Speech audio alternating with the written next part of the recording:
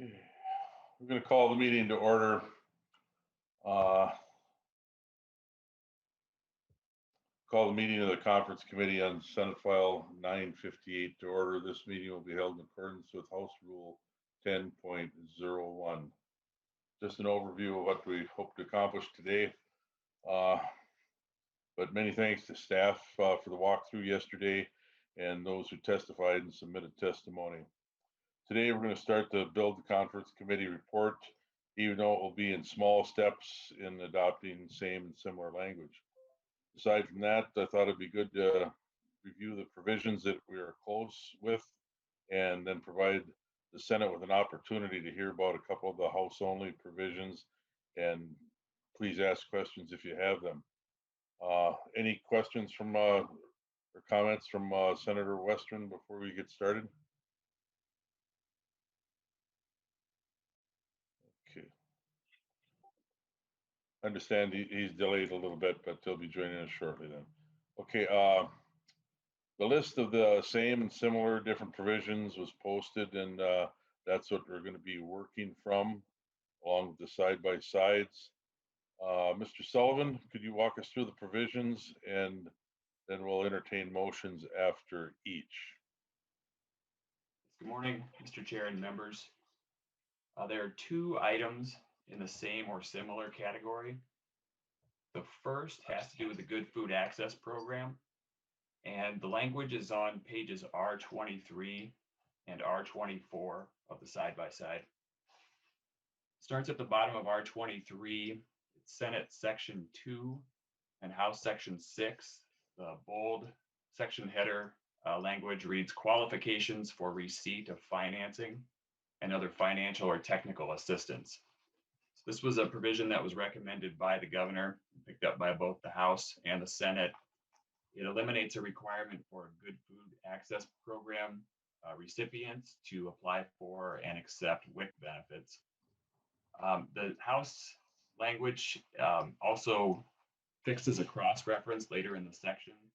It's on line 22.2 of the House language. And it would be my recommendation, Mr. Chair, that the conferees adopt House Section 6, lines 21.1 through 22.7 on the side-by-side.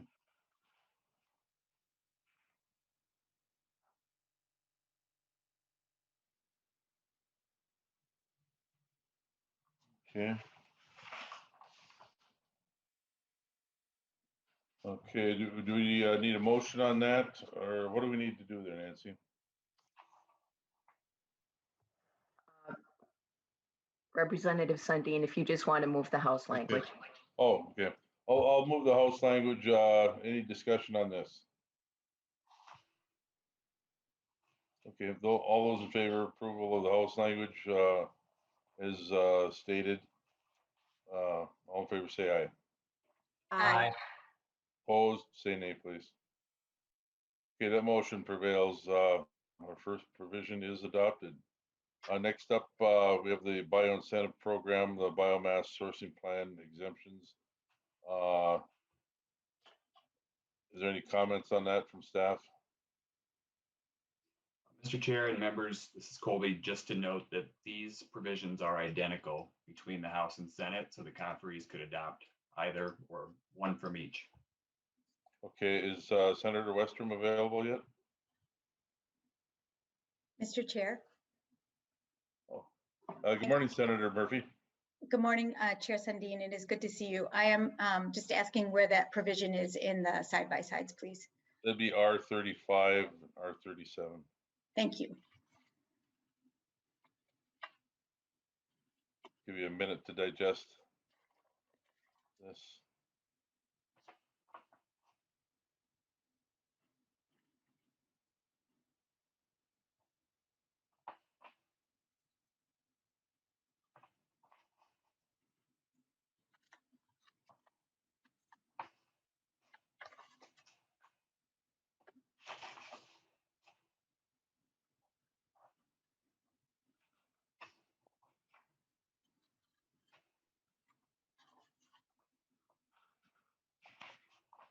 Did you have any questions on that, Senator Murphy? Chair Sundin, I do not have any questions. Okay, thank you. Well, in that case, Senator Murphy, would you like to move the Senate position? Chair Sundin, I would move section 14 on page R35. Okay. Any discussion to that motion? Okay, all those in favor say aye. Aye. Aye. Okay, opposed, say nay, please. Okay, hearing none, the motion prevails. That's it for the same and similar. Is that it from Mr. Sullivan? Mr. Chair and members, there's one more section in the bioincentive same area, and that's on page R37. It would be Senate section 15 and House section 24. Those are also identical. It's a corresponding change to the renewable chemical component of the bioincentive program. Mr. Chair, I would move section 24 on page R37 of the House language. Okay, thank you, Senator Murphy. You have heard the motion. Any discussion? All those in favor say aye, please. Aye. Aye. Opposed, nay? Hearing none, the motion prevails. Thank you, Mr. Sullivan. Thank you, Senator Murphy. Okay, we can entertain an overview of the similar House and Senate provisions. This is for discussion only at this point. The next three items are provisions that are in both bills and may be close to coming to agreement. I thought it might be helpful to get a brief overview of these issues that are outstanding and some possible solutions that we can discuss. So hopefully we can take action on these in the coming days. So first up would be the cottage food licensing changes. They can be referenced on R31 through 33. We had about 10 minutes to talk about this. Presenting the information to be Representative Samantha Vang and Catherine Simon, the Food and Feed Safety Division Director. Go ahead, Representative Vang. Thank you, Mr. Chair, members. So I carry the cottage food language here in the House side with Senator Matthews on the Senate side. So just a brief background about cottage food. Cottage food producers, they sell homemade, shelf-stable food like bread, cookies, and jams. They sell their food direct to consumer and at farmers markets and community events. The food that they sell is very safe. It's required by law to not be not potentially hazardous. Minnesota's cottage food industry has grown in recent years. In 2020, there were more than 5,000 cottage food producers in the state. And therefore, cottage food helps farmers and creates jobs, especially in rural communities and small towns. Many people sell cottage food to provide for their families and to start and grow their own businesses. During the pandemic, selling cottage food has always provided a lifeline for Minnesotans who are out of work. And so many of the provisions I work with Senator Matthews and advocates we agree on, such as raising the $18,000 gross caps to $78,000 so producers can earn a living wage, allows producers to organize their businesses, codifies the Minnesota Department of Ag policy on allowing cottage food producers to provide for their business address on their products to protect producers and safety. There are some slight differences, some on the streamlining training requirements on all registrants rather than separating tier 1 and tier 2 to different trainings, and adjust inflation language on the sales cap, and those are the slight differences that we see on the side by side. And with that, I can defer the rest of the testimony to Director Simon, who oversees this program. Director Simon, do you please identify yourself and continue with the presentation? Good morning. My name is Catherine Simon with the Minnesota Department of Agriculture. I'm the director of the Food and Feed Safety Program. For the cottage food program, it is an exemption from licensing that we administer. So I think from the side-by-side, the other item I call out is the, right now there's a reduction in the fee in both. I'm from $50 down to $25. that is paid by the tier 2. Those funds go towards the administration of the program, the registration process, but it also goes towards the training information that the agency provides, as well as the basic information and resources that we provide to those cottage food producers when they're trying to seek out whether they need registration process or whether they need to move into the licensing process with the agency. So our desire is to have sort of consistency and clarity in the language as it goes forward. And so with that, if the inflation information is included, it would be best if that is consistent between the tier 1 and tier 2 if those are moving forward. But beyond that, I'm available for questions. Thank you. Thank you very much. Representative Vang, I understand you're close on this then from your testimony. Who are you working with in the Senate on this project? Mr. Chair, I was working with Senator Matthews. I've reached out to him on amendment language. I haven't gotten a response back, so that is pending for now. Okay. Well, thank you for your work on that. Hopefully, we can get a response from the senator and get this one off the table here in the next meeting or so. Appreciate your work on this. Okay. Anything further on the cottage foods? Questions? Mr. Chair. Questions? Mr. Chair. Oh, Tory here. Oh, good morning, Senator. Good morning. Just, it seems like we're fairly close on these. Sorry. Seems like we're fairly close on this, so we might as well move on, but it might be a topic that I know you and I need to talk later this morning or afternoon, so we could just touch base on this, and maybe there's some ideas we could try to exchange back and forth to keep moving forward. Okay, I'm welcome to that. I will be available, and I'll be consulting with Representative Vang on anything we do. So, thank you. Sounds good. Next up, we have the wild game processing licensing exemption. You'll find information on that on page 30 and 31. There's a desire from the native tribes to add okay, wait a second, no, this is a different one. Oh, the licensing exemptions would provide a cutoff point. We've got similar language here. The Senate's language reads: a person who processes non-inspected meat from game animals, as that term is defined in Minnesota rules, for the owner of the carcass and who returns the meat products derived from the processing to the owner, if the person does not engage in processing for more than a 90-day period or calendar year. There's a little bit of difference here. We've got language here that provides thresholds, and we're talking about thresholds of animals or total gross receipts. So I think we're pretty close on this as well. I think we can find an answer to this one quite easily if you want to make that part of our discussions as well, Senator, and maybe we can come to terms on that as well. So any input on the game processing? Any comments at this point from committee members?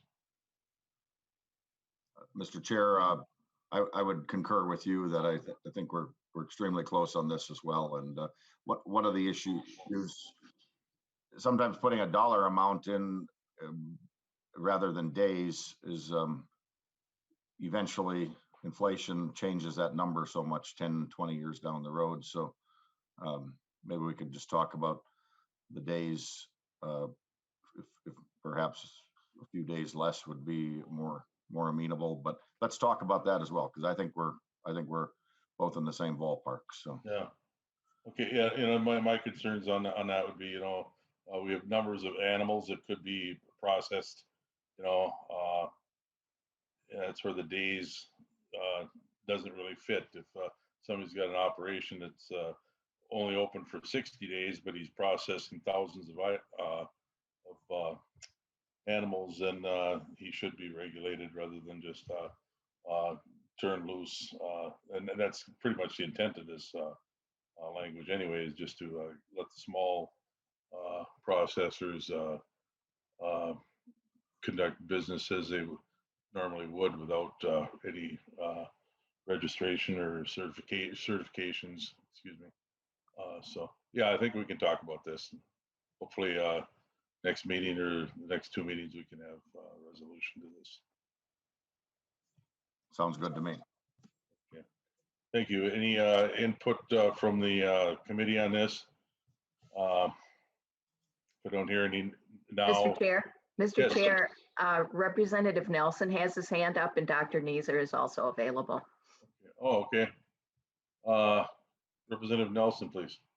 Yeah, I think this language is, thank you, Mr. Chair, and I think this language is, fairly close between the two sides, and I think to Senator Westrom's point, putting a dollar figure in there, inflation changes things, and so, and to your point, a number of animals, and so I think maybe if we put in they're exempt up to a certain number of animals, and I think that makes more sense than anything as labor rates change and everything. I think having a cap of, if it was 200 animals or something like that, I think that maybe makes more sense than if we put a dollar cap on there.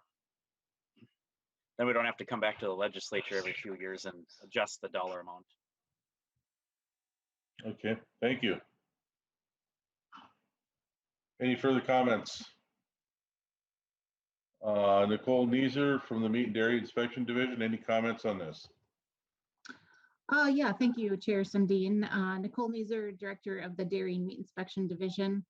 I would say that I agree, we're very close on this, and I think from our perspective, the reason that MDA would support a dollar limit and an animal count would be to keep in mind that this exemption is not just about deer. There's also other kinds of wild game that are processed, and so it's very difficult to say, well, 200 animals means a lot different thing if we're talking about pheasants versus deer. And so I believe that we've sent some compromise language that would encompass both a dollar amount and an animal limit, so that deer processors would get some relief, I guess, from inflation and could continue to process at their current levels over time, as well as to accommodate processors that are doing other species.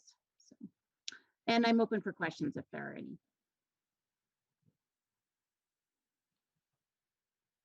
Okay, well, thank you. Just, I'm sure you'll be available if we have questions as we continue these discussions. So, thank you much.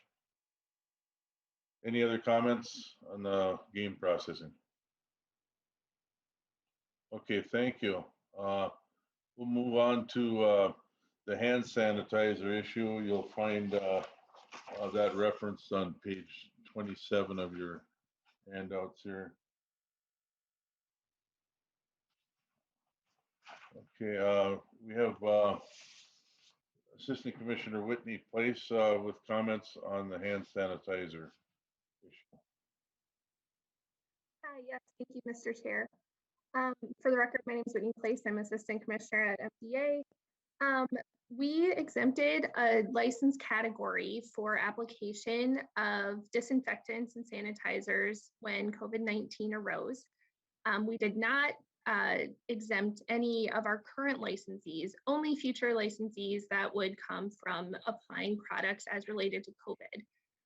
We asked for an extension for a year for these applications as COVID is still happening and as we try to figure out how we regulate this new category of products and new applicators. And so the Department of Agriculture would like to propose the House language in this bill to continue that extension. And I also have Roger McAdens, who runs our pesticide applicator licensing program at the department to answer any more questions or to get into more specifics.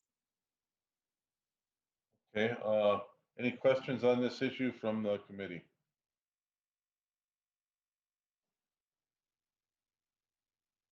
I do. I'm just wondering about, you know, whatever's in these hand sanitizers that can actually be dangerous for people that are exposed to them on a daily basis. I don't understand specifically what dangers exist for people that are handling these.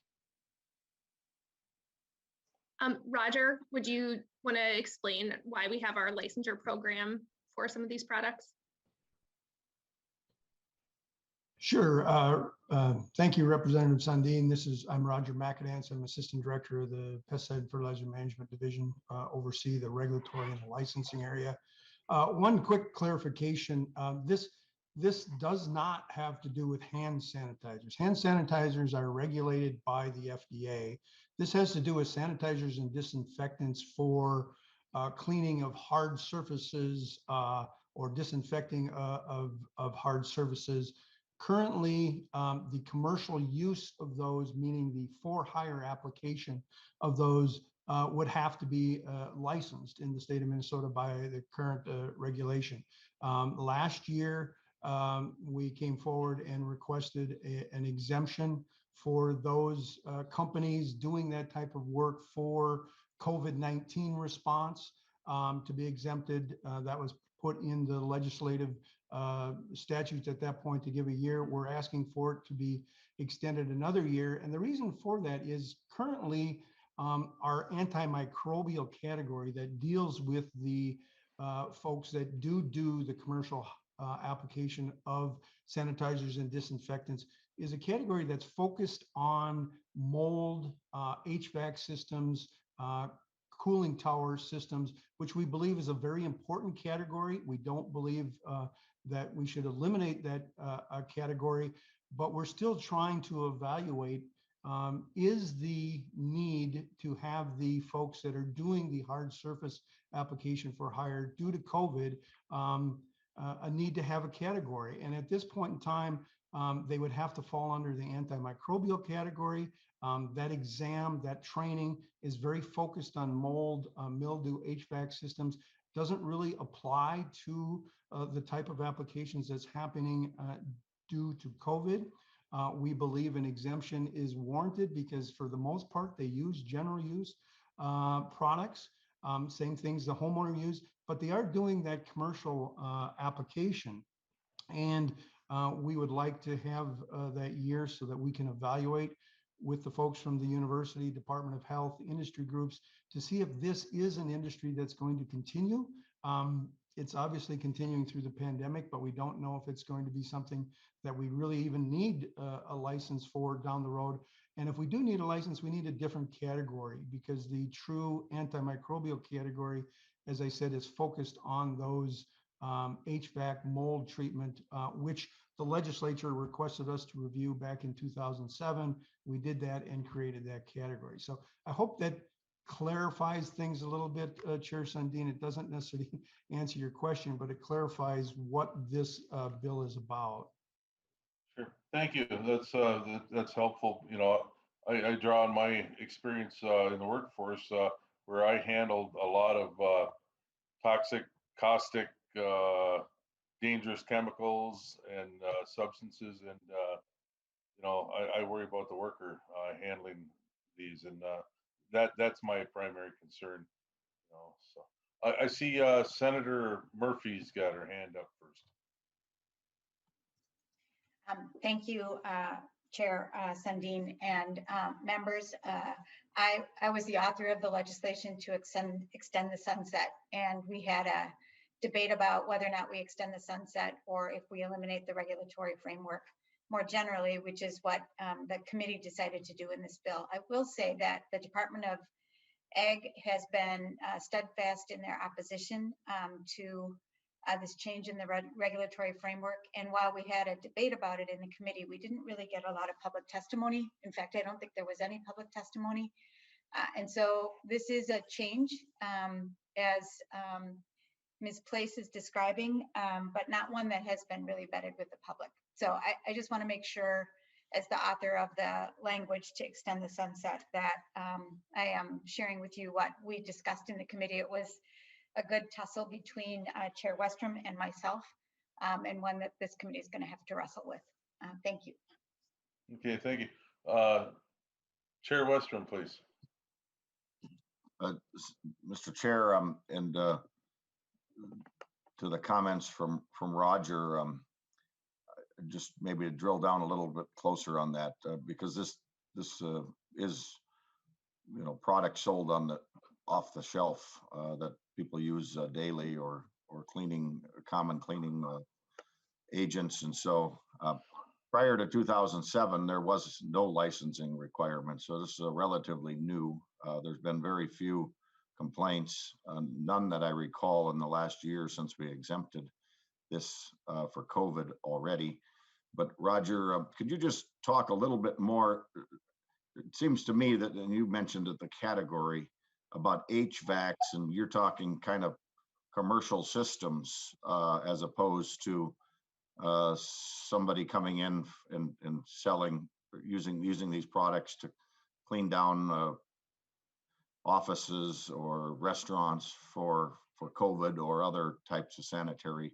There's kind of a distinguishing difference here. Can you just talk about that categorical HVAC system? And that seems to me to be a much more focused, larger system microbial issue than this, what seems to be a pretty broad brush otherwise. So can you help me understand that a little better?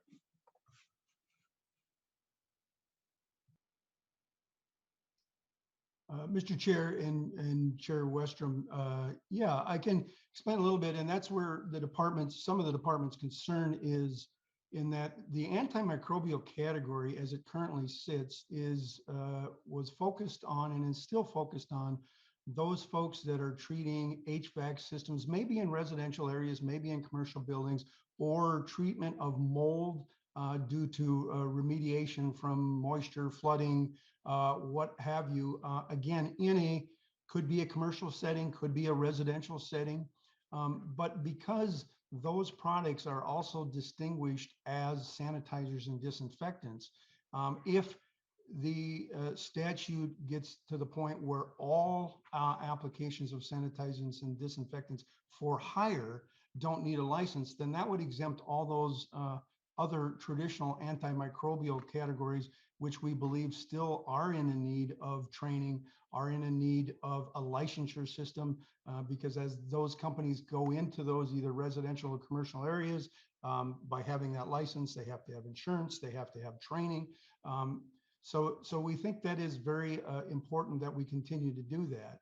In response to the COVID applications, Senator Westrom, I think you've alluded to some of the wiping down or the hard surface cleaning. It's sort of a different application. We still are trying to evaluate, is that a concern going forward? At this point in time, we're trying to pull industry folks together and try and make that determination if that is a category. There have been concerns across the country in regard to some of these applications, possibly done by non-licensed folks. We have not had any in the state of Minnesota. So we're still trying to evaluate that. That's why the department supports the House language, which exempts that COVID type applications for another year while we try and figure that out. But it doesn't interrupt the antimicrobial category that has been in place since 2007.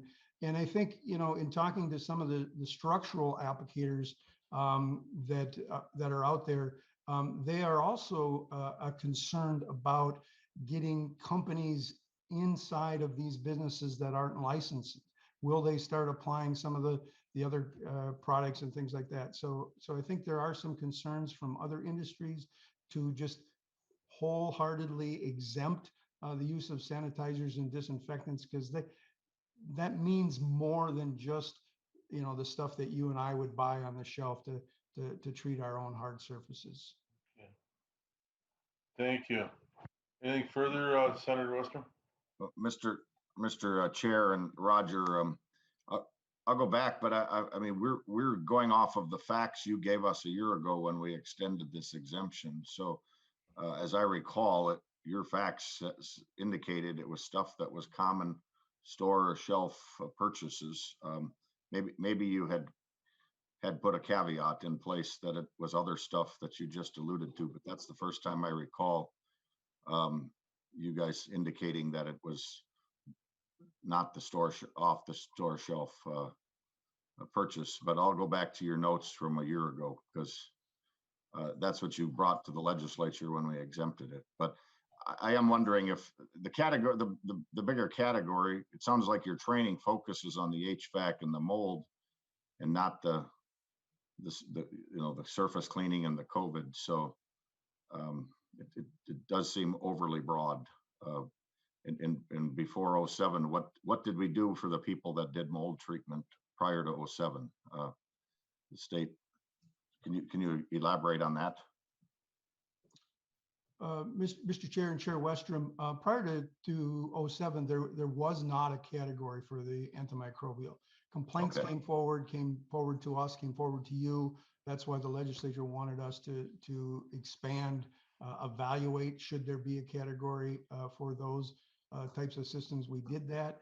When we came to you last year, we did say that the stuff that are being used for COVID type applications is mainly the stuff that's on the shelf, and that's why we believed it was an exemption. But it was specific to those COVID applications. It wasn't to the entire antimicrobial category. So last question right now, Mr. Chair, but Roger, what would you say breaking out the category of the antimicrobial and the HVAC systems that you're talking about, is that 95% of the people we're talking that are exempt now, or is it 10%? Just what indication are we? Senator Westrom, thank you for that question. That's part of our uncertainty. We don't know how many people are going to be in this business. You know, COVID came around last year. We were responding to a pandemic.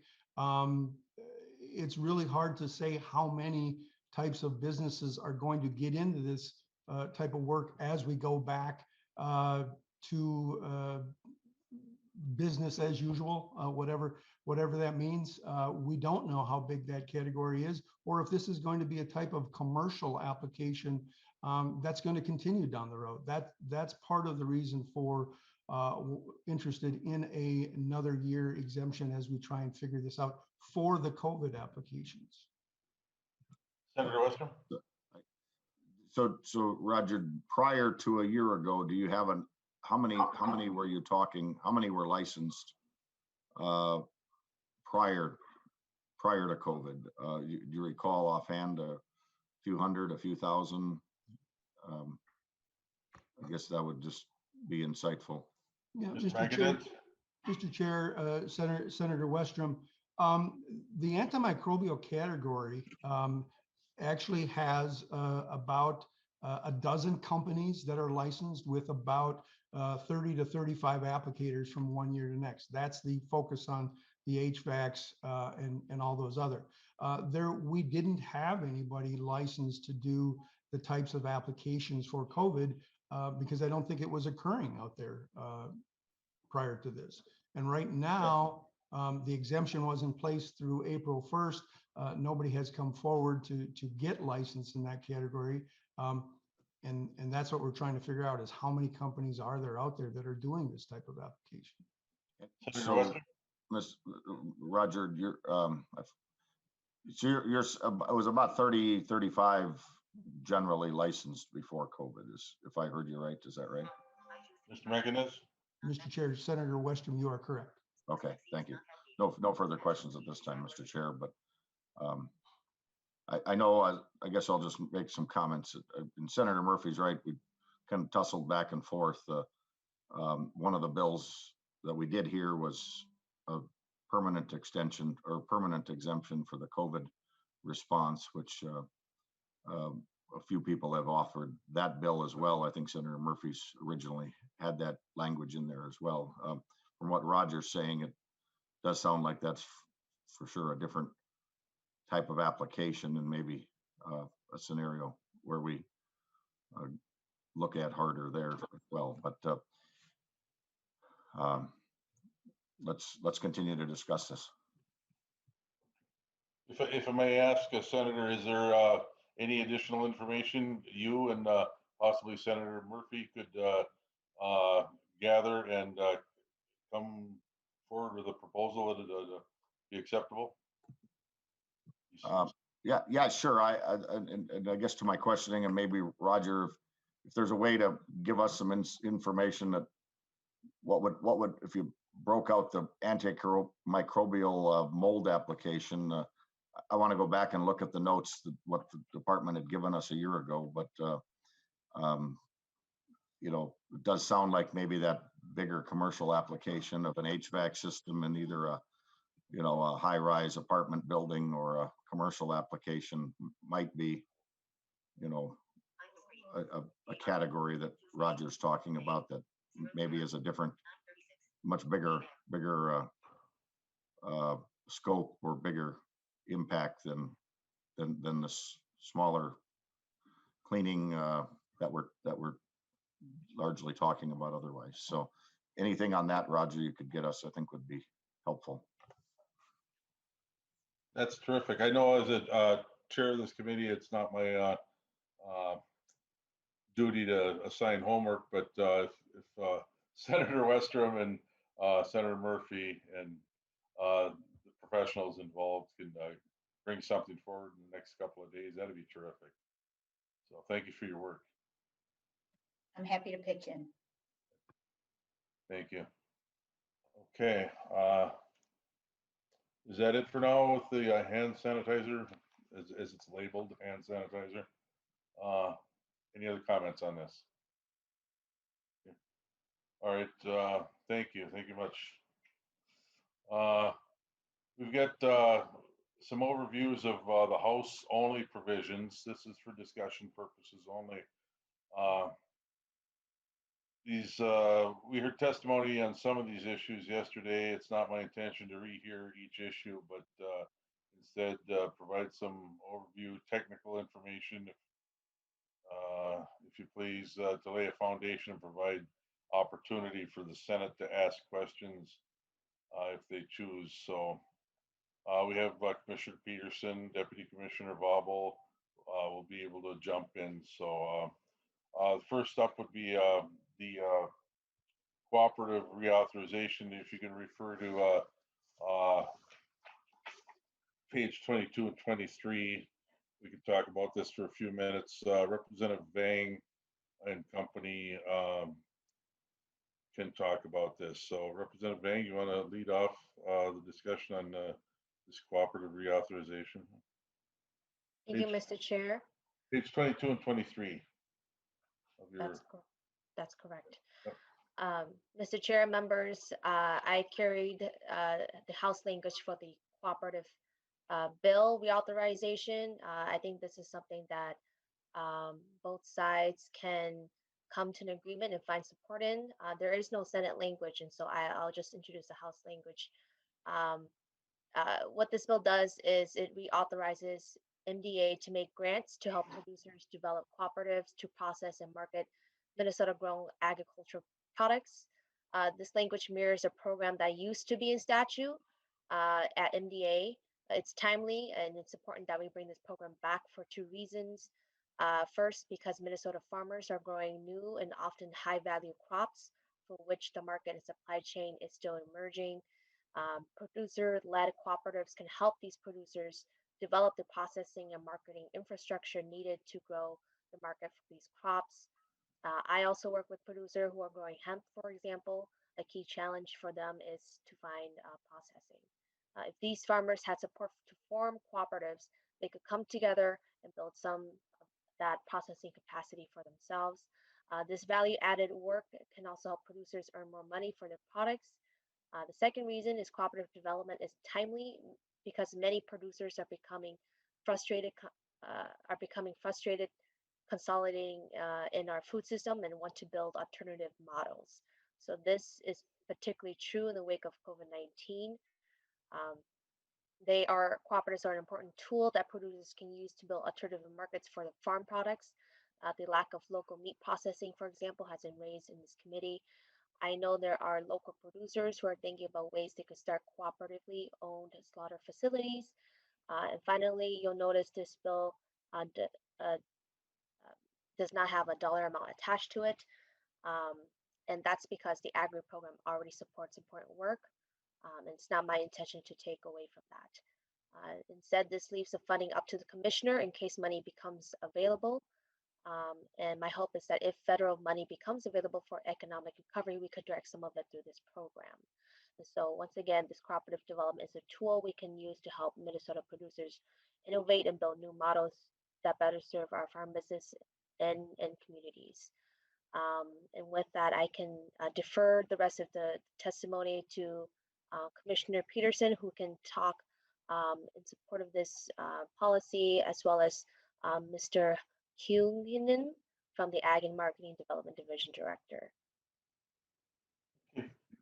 Thank you, Representative Fang. Commissioner Peterson, you have comments for us?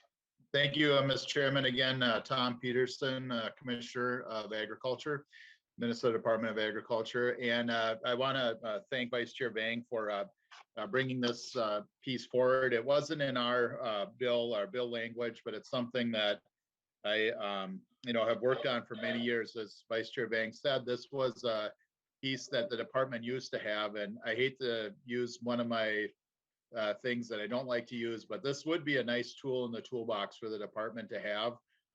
We see this come up quite often, actually, and I think I would be very interested to see with markets developing on a lot of different cases, whether it's edible beans, peppers, hemp, as the vice chair said.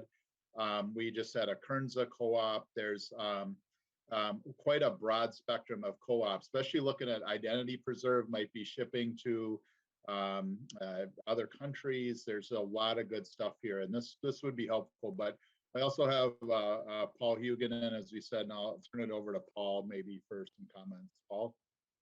Mr. Hughinen, please.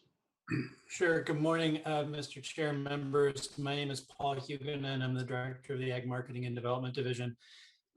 Just a note about the legislation. It does provide a unique kind of authority for the department and work with farmers who would get together and form a co-op.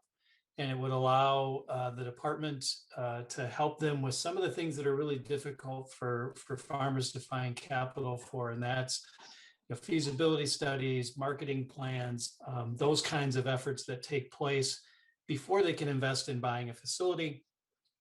So we think it's timely, whether you look at farmers wanting to potentially go together and do meat processing, maybe a mobile slaughter unit. Hemp certainly provides that opportunity. We think it's especially important in new market development to encourage farmers to go together and own their own processing equipment as a co-op. With that, happy to answer any questions. Any questions for the testifiers? Yeah, Mr. Chair. Senator Westrom, please. Paul or Commissioner, currently, what would restrict value-added grants from being able to use for this or the new market development money? And then wrapped into that question, is this, what would this money actually be used for, I guess? And why wouldn't those funds already work for something like that? Go ahead, Paul. Sure, Mr. Chair, a member said. So with the value-added grants, we would have the ability to do things like feasibility studies. We're limited primarily by the amount of money that would be available for that. And so with agri and value-added grants, we've really focused on the equipment part of it. What's unique about this legislation is it would allow future funding, if the legislature so decided to do that, to be targeted to farmer-owned cooperatives specifically. Whereas value-added grants, farmer-owned cooperatives are eligible, but certainly the vast majority of the participants in that program are traditional corporations that are not necessarily owned by farmers. I So, think, Mr. I Chair, think, oh, yeah. Senator Westrom, please. Go ahead, Paul. I didn't mean to. No, I think I was just going to wrap up. I think I answered your question, but let me know if I missed a piece. Senator Westrom. So, Mr. Chair, these would be this language or co-op money would be one of the conditions would be you'd have to be farmer owned, so it'd be solely strictly to kind of help somebody that's engaged in an aspect of farming to basically help market their products or add value in some way as a farmer. Mr. Chair, Senator Westrom, yes, that's exactly right. That is the unique part of this, is it's limited to cooperatives that would be 100% of the equity would be owned by farmers. And it would allow us to target specifically, farmers as owning their own value-added processing. Eligible activities include things like, market studies, feasibility studies. If they were interested in building or buying a facility, it would allow them to do kind of that pre-design work on facilities. So it is a rather unique set of permissible activities. And the primary unique part of this is that it would allow us to do a grant program specifically for farmers who were owning their own cooperatives. Okay. Very good. And the last question, what amounts are you thinking? Would there be a limit on the amounts, or what kind of money would it generally take for these efforts to advance forward? And I guess wrapped in that, is there some scenarios where they do a study and then find out it's probably not a viable option? So after the money's gone to that, nothing might materialize? Mr. Huguenin. Thank you, Mr. Chair and Senator Westrom. Yeah, that's perfect questions. And the legislation lists $50,000. Yeah, grants up to $50,000 to eligible grantees. And to answer the second part of your question about, is it possible that they would do preliminary research and decide not to make an investment?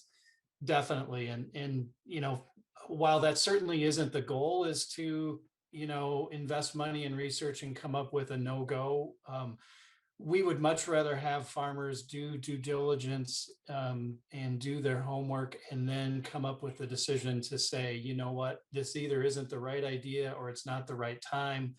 Let's not invest millions of dollars in a new processing plant. So there, even if the answer at the end of it is no, that's a potentially positive outcome. But certainly the goal is to set the stage for farmers to have profitable value-added businesses. Very good. Thank you. Thank you, Senator. Thank you, Mr. Huguenin. Senator Andersons. Good morning. Thank you, Chair. This question is probably for the commissioner, or maybe Representative Vang, because she mentioned in her earlier testimony that this language used to be in statute and has been taken out. And I'm just wondering, when was that language in there and what was the reason for taking it out? Who could best answer that question? Mr. Chairman. Commissioner Peterson, please. Mr. Chairman and Senator Anderson, it was taken out. I believe it was used to be funded, and then during deficit, probably almost 16, 17 years ago, if I recall, the program was cut due to budget shortfall. I believe it was the 2003 legislature, and then the department chose not to fund it at that time. But I recall, because I was involved in it too. The department did do quite a few grants to co-ops to support it, but it was I believe 2003 when we had the $6 billion deficit. So at that point, and then it was just never picked back up. Oh, thank you, Mr. Chair. Senator Anderson. Commissioner, it says in here that the commissioner may receive applications and make grants up to $50,000 to eligible grantees for feasibility. How many grants are you talking about? Because I don't remember talking or hearing anything about a set amount of money to be set aside to meet, say, one grant, let alone maybe more. Commissioner Peterson, please. Mr. Chairman and Senator Anderson, to me, this looks like very permissive language. That's what the good piece about Agri is right now, with some flexibility built in. I think we would assess the situation. There isn't dollars allocated to it at this moment. And so I'd maybe ask Mr. Huguenin, who runs the grant program too, just to expound on that a little bit. Mr. Huguenin, do you have comments? Sure, Mr. Chair, members. As was pointed out, there is no appropriation that goes with this language, but it allows the department to create a program specifically for farmer-owned cooperatives. So, for example, if we were to be able to access federal grant money for this purpose, it would give us the authority to issue those grants. And so that's the value of the language, is it gives us the authority. And if we can find funds outside of the state budgeting system, that becomes a good opportunity. Or if bodies like this choose to apply funding to it in the future, the authorization is there. Follow-up question. Senator Anderson. Thank you, Mr. Chair.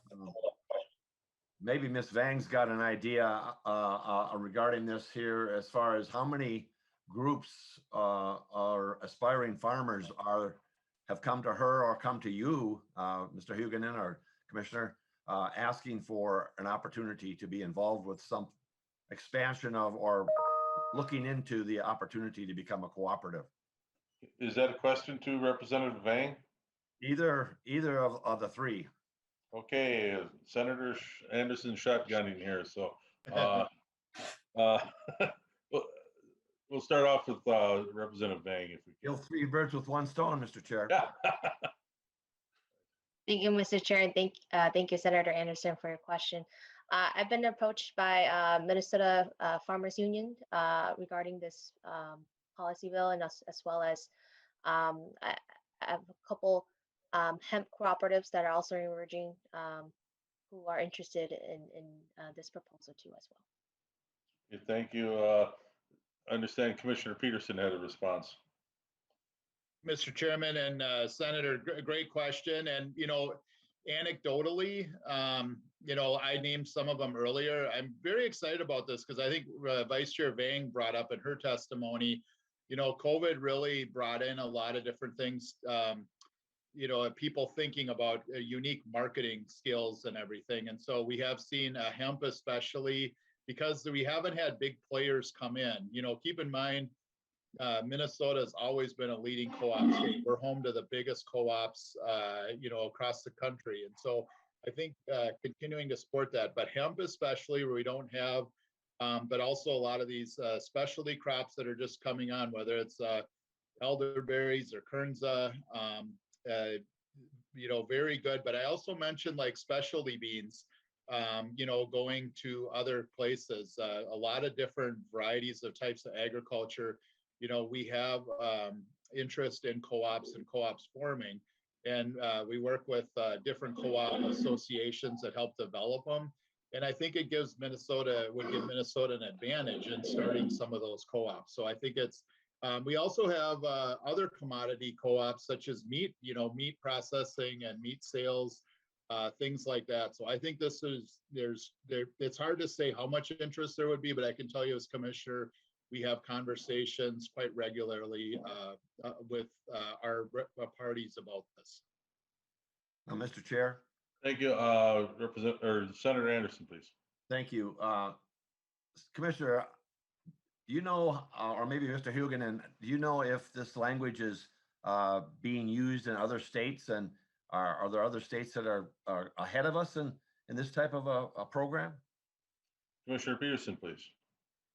Mr. Chairman and Senator Anderson, I'm not familiar. The federal government does have value-added grant that we used to piggyback on when we had this grant, and we kind of used them in concert together, where that one, Mr. Huguenin might be able to explain it a little better, but I think that's where we look at it. Mr. Huguenin, I think he also said too, where this gives us an opportunity to perhaps leverage some of those federal dollars, and again, give our co-ops and our farmers a leg up. But Paul, I don't know if you have other thoughts about that. Mr. Huguenin? Mr. Chair and members, nothing specific other than that when that program existed, we were able to work closely with USDA and partner with them to leverage federal money. I'm not familiar with other states who have specific programs targeting co-ops. I just know that, historically in Minnesota, we have a pretty proud tradition of cooperatives and still have very successful farmer-owned cooperatives. And this was a way to help build on that spirit. Whereas in some parts of the country, those just aren't that common of organizational tool. But in the Midwest, having farmers own their own investments in value added and has been accepted and successful. Thank you. Thank you very much. Aaron, Senator Murphy has had a hand up for quite a while. Senator Thank you, Murphy, please. Thank you, Mr. Chair and members. Just a couple of questions because we didn't hear this in the Senate. So I think first for Representative Vang, you mentioned in your testimony your experience with the issue of hemp. And I'm just wondering if you could describe a little bit more about how your experience and this proposal fit together, and maybe draw a little bit more of a picture for me about what you would hope that would be accomplished if we were successful with this language. Representative Vang, please. Thank you, Mr. Chair and Senator Murphy. So I can give a little bit of background regarding like the hemp industry.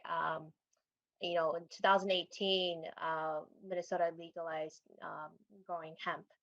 Before then, it was a research pilot program, and now since 2018, farmers are able to grow hemp legally. However, with this hemp industry is just starting to it's a robust industry right now, where there's farmers are having issues of finding processors to process their hemp, as well as finding buyers for their hemp. And so they're starting to, farmers have found a way to form cooperatives to kind of help build their capital and fund, processing facilities and such. And so that's one alternative model that farmers can come together to further build out a robust hemp industry here in Minnesota.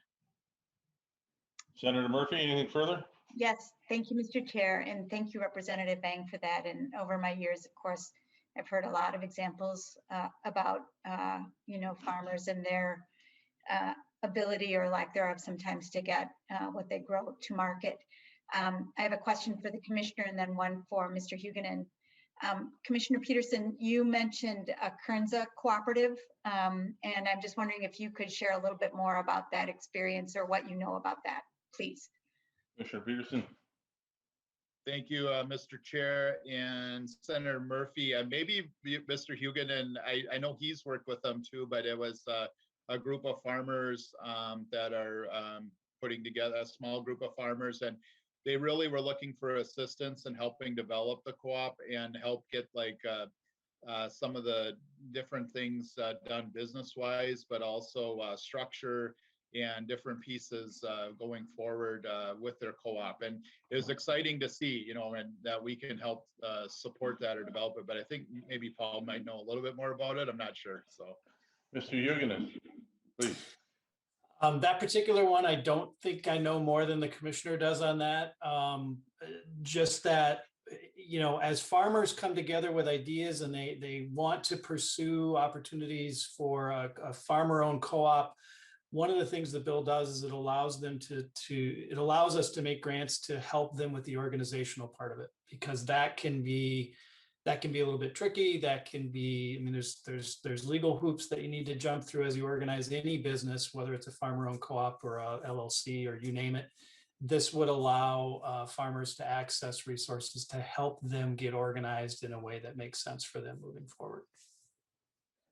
Thank you. Thank you, Mr. Chair. Just one more question, if that's all right. Please. Thank you, Mr. Chair and Mr. Huguenin. And then you are testifying to the question I had. So if a cooperative or a group comes and applies for this funding, if we put this in place, would there be advice that would come along with that application from the department to make sure that those hoops that you're describing, the sort of the roadblocks that might get in the way of the successful formation and then success of the effort. Is there advice that would come from the department or others who have that kind of experience to help fledgling co-op? Mr. Huguenin. Mr. Chair, Senator Murphy, we would not be, giving advice to people. We're not the organizational experts on how to go about that. The potential grant funding would allow them to go to places for whom this is their area of expertise. For example, just one example is there's a regional organization called Cooperative Development Services that works to help cooperatives of all kinds develop, whether they're farmer-owned cooperatives or senior housing co-ops, you name it. But there are organizations who can help people with legal documents and organizational strategies. There are other consultants as well who do that. But I would not be offering advice to people on how they should best organize. But that's part of what this program does, is allow farmers access to resources so that they can make smart decisions and set up their organization in a way that makes sense for the long haul. Thank you, Mr. Huguenin, and thank you, Mr. Chair. Thank you, Senator Murphy. Representative Lippert, please. Thank you, Mr. Chair. I would just add a little bit about the Kernza Co-op. I'm in conversation with those farmers, and they are looking for support for feasibility study and marketing analysis right now. The Kernza conversation, as far as marketing is gone to this point, has been related to large companies, PepsiCo, General Mills. They think there's a real opportunity in that mid-level to market Kernza, and so really want to explore that. But this kind of grant and support will be very helpful for them. Thank you. Senator Westrom again, please.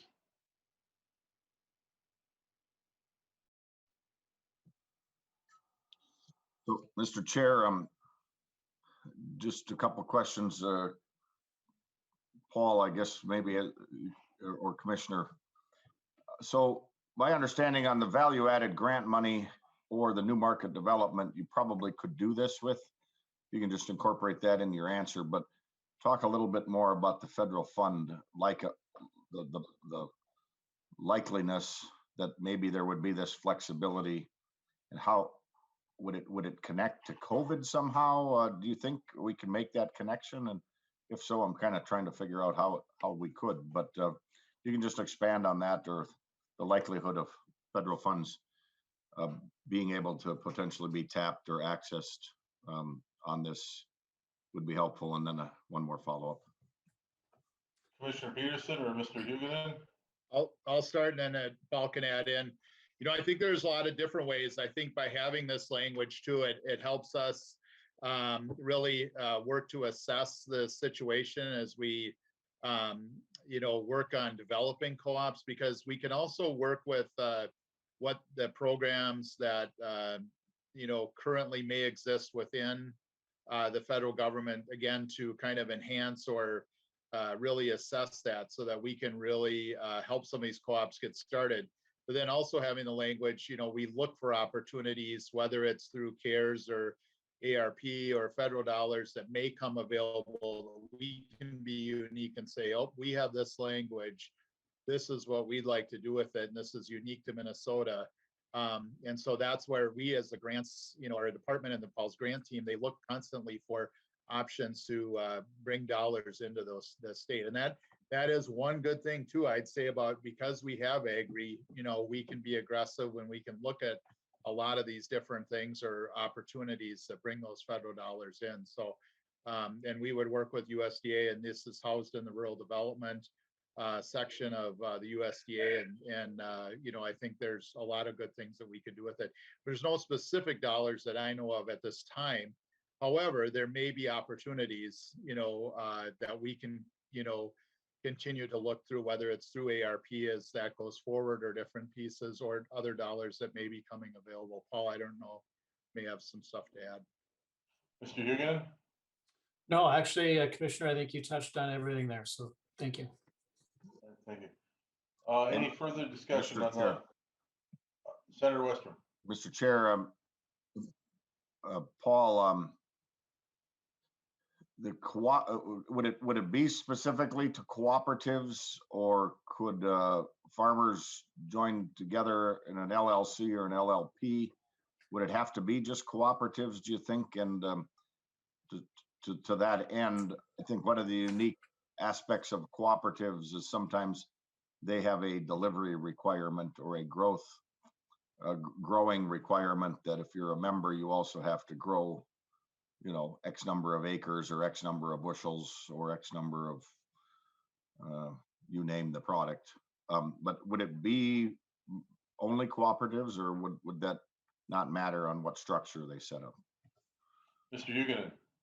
Mr. Chair, Senator Westrom, that's a really good question. So this language is to help farmers specifically form cooperatives. However, one of the things I would say is part of that process is they are looking at, ideal organizational structures. So potentially they may originally form as a completely 100% farmer-owned cooperative.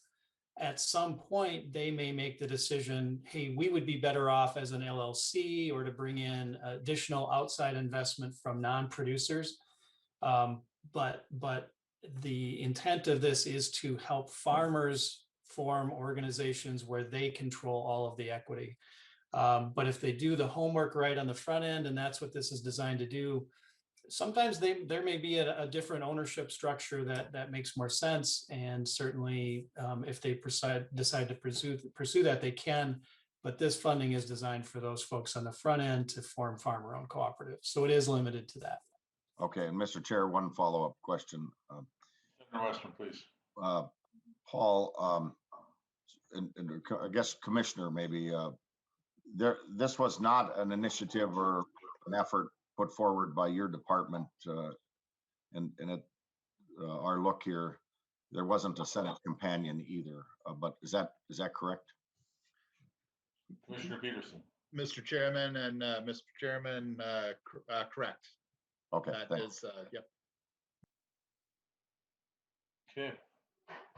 Oh, that was a great discussion on the cooperatives. I'll just add one thing, that's the cooperative model has been used for quite some time in Minnesota, not only on the large scale that we see out in the sugar production, but I've got the minutes of the last meetings and the treasury of the Beaver Township Threshing Cooperative established,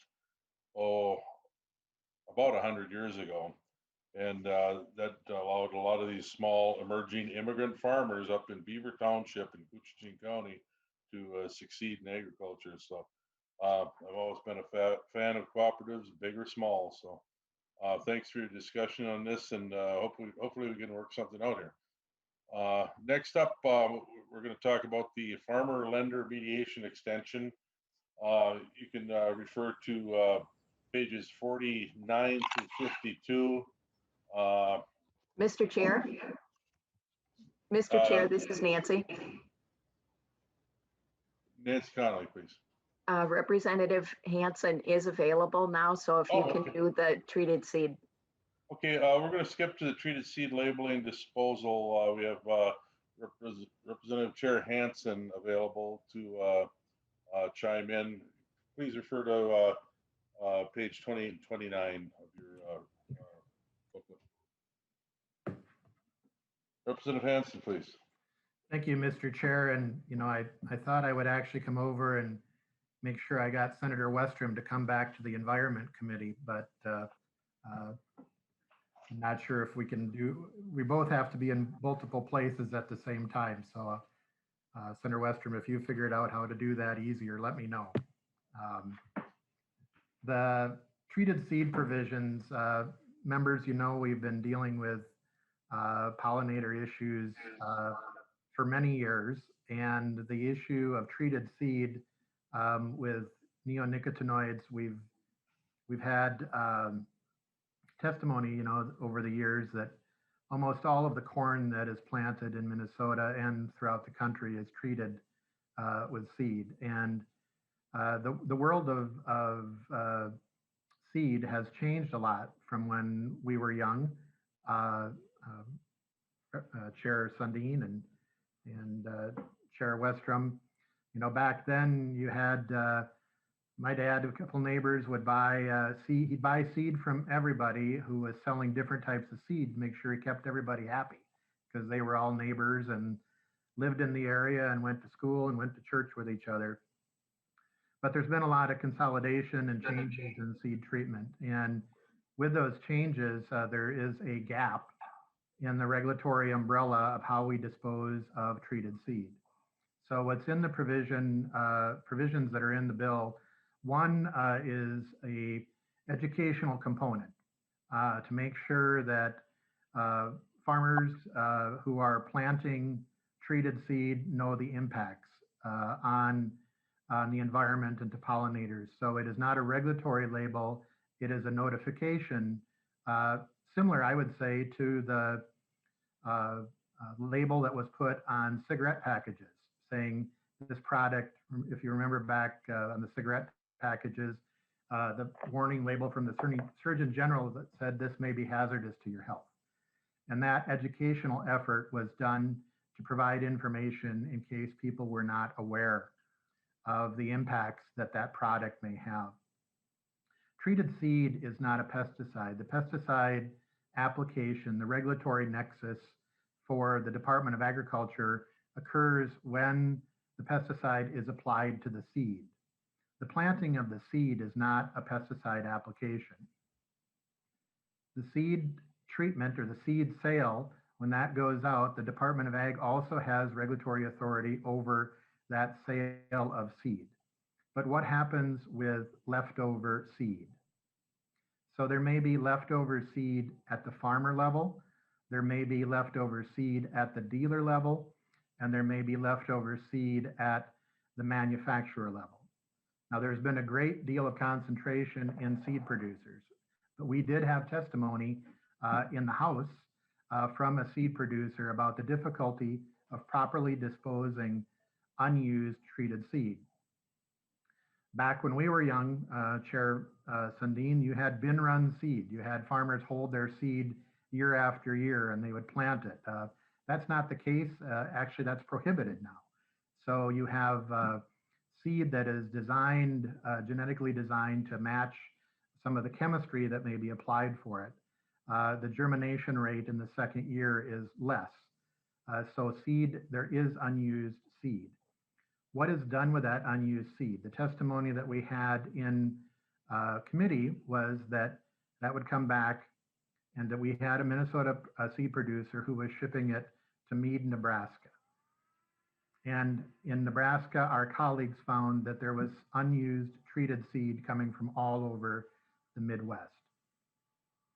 So what we've done in the bill here is prohibit that use of unused treated seed for ethanol production. And we also took the University of Minnesota's recommendations on things, disposal methods that should be prohibited. Guidance that has been there for many years, and we put that into statute. For example, not burying it near water, not burning it in the corn stove in the shed. Those type of things for not only environmental protection, but for protection for people, the applicators and the farmers.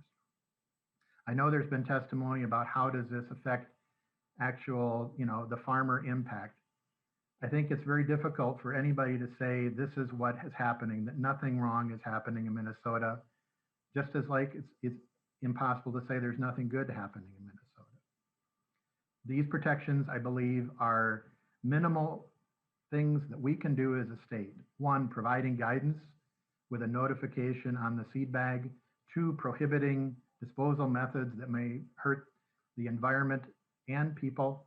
And three, prohibiting that unused treated seed would go into ethanol production.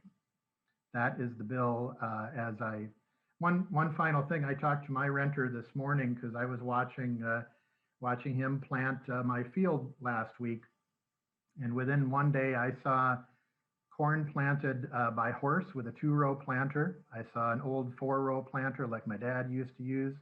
I saw an 8-row planter, and my renter was using a 24-row planter. There are 230,000 seeds of corn in a 50-pound bag. 50-pound bag is what I used to lug and put in that 4-row or 8-row planter when I was younger and empty that into the container. Now you have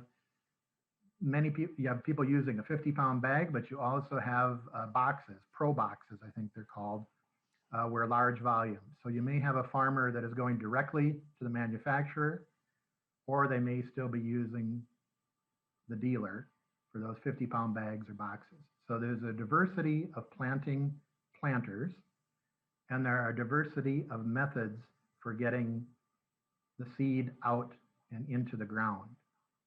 Our purpose is what happens when you don't put it in the ground and how to make sure it's properly disposed of. Thank you, Mr. Chair. Thank you, Chair Hansen. I know your time is limited. Any questions to Chair Hansen? Okay, evidently not. Thank you for your time. Thank you. Okay, any discussion on the treated seed labeling or disposal issues? Nothing at this time. Okay, hopefully that was helpful information provided. Back to the farmer lender mediation extension. Please refer to page 49 to 52 of your resources here. And we'll hear from Representative Looper.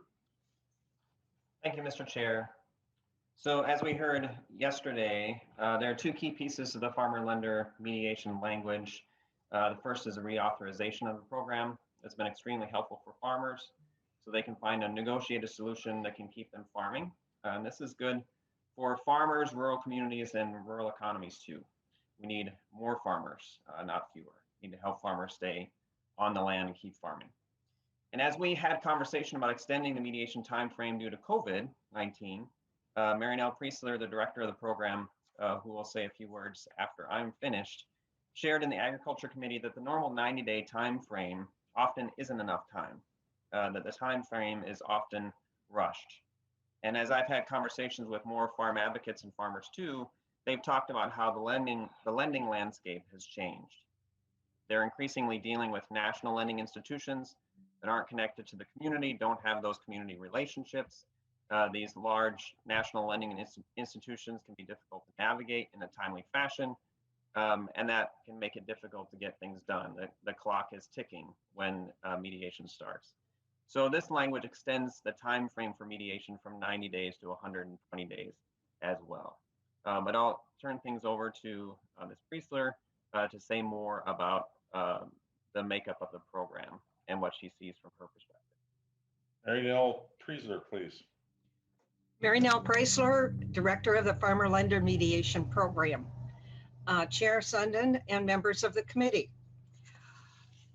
The Farmer Lender Mediation is part of USDA's certified state agricultural mediation program that gives farmers and their creditors the opportunity to renegotiate, restructure, or resolve the farm debt. It's under a national program from USDA. The Coalition of Accredited Mediation Programs, it has been reauthorized as part of the recent federal farm bill. A creditor with the intent of enforcing collection on agricultural debt of more than $15,000 secured by agricultural property or 60 acres must offer the option of mediation before proceeding with foreclosure, repossession, cancellation of a contract, or collection of a judgment. That is when the University of Minnesota Extension gets involved with a team of mediators and financial analysts. If the farmer chooses to take advantage of mediation, the first step is an orientation meeting. The farmer, creditor, financial analyst, and mediator meet to explain the process and to determine if financial information needs to be prepared. Successful mediation requires two things: neutrality on the part of the mediator and compromise on the part of both the debtor and the creditor. The current situation is not working for either the debtor or the creditor. Farmers must change their operation to make it profitable. This means increased income, restructure debt, take long-term and or take for short-term debt and put it to long-term, or liquidate assets. Creditors may need to restructure debt and security or reschedule loan payments. The mediator leads and manages discussion as a neutral party without making decisions or judgments. The mediator does not take sides or decide how this dispute should be resolved. If the mediation does not resolve in an agreement after 90 days, the parties are free to pursue whatever course of action is available, often with a clear understanding of the facts, the issues, and the positions of the parties. The University of Minnesota Extension manages the process as part of a commitment to agriculture and rural communities. The program has proven to be an economic asset. I've enclosed your information for you. The executive summary for last year, we go October 1st is our fiscal year. The existing timeline of the state statute is 90 days to conduct mediation. However, with the notifications required to this under the state statute, we really end up with 60 days for mediation sessions. We often find that is not enough time to execute a final agreement. Extending the timeline of mediation would give farmers and lenders more time to reach a mutually beneficial plan for managing debt. We are finding that in this time of uncertainty with the COVID, the financial pain and intensity felt by farmers may not be reflected in the number of default notices. 2020 has seen substantial market interruptions due to COVID-19 pandemic. The outbreak brings more uncertainty regarding prices, government programs, and a broader economy. The ag stimulus payments, which are only going to be in this last year, it's not going to be something in a budget for every year, has rescued many farms. Many producers are selling assets, liquidating the business, tightening family living, and depending more on non-farm income with health insurance benefits. We hear tragic stories daily from farmers, financial analysts, advocates, and mediators. The stress level in agriculture is high. Many producers never thought that they would be in a financial crisis. There are more divorces, orders for protection, family division, and strife and health situations. It is difficult working with the complex financial issues and help individuals make life-changing decisions with the amount of stress that they are experiencing. This extension of timeline is warranted, given the unprecedented challenges farmers and lenders are facing. We are often waiting for farmers, lenders, and other participants to recover from COVID-19. I recently had a situation where the cattle truck had COVID-19, the driver, so the producer could not ship his cattle. Another case where the buyer of the real estate had COVID-19 and was quarantined. We had an attorney out for a while.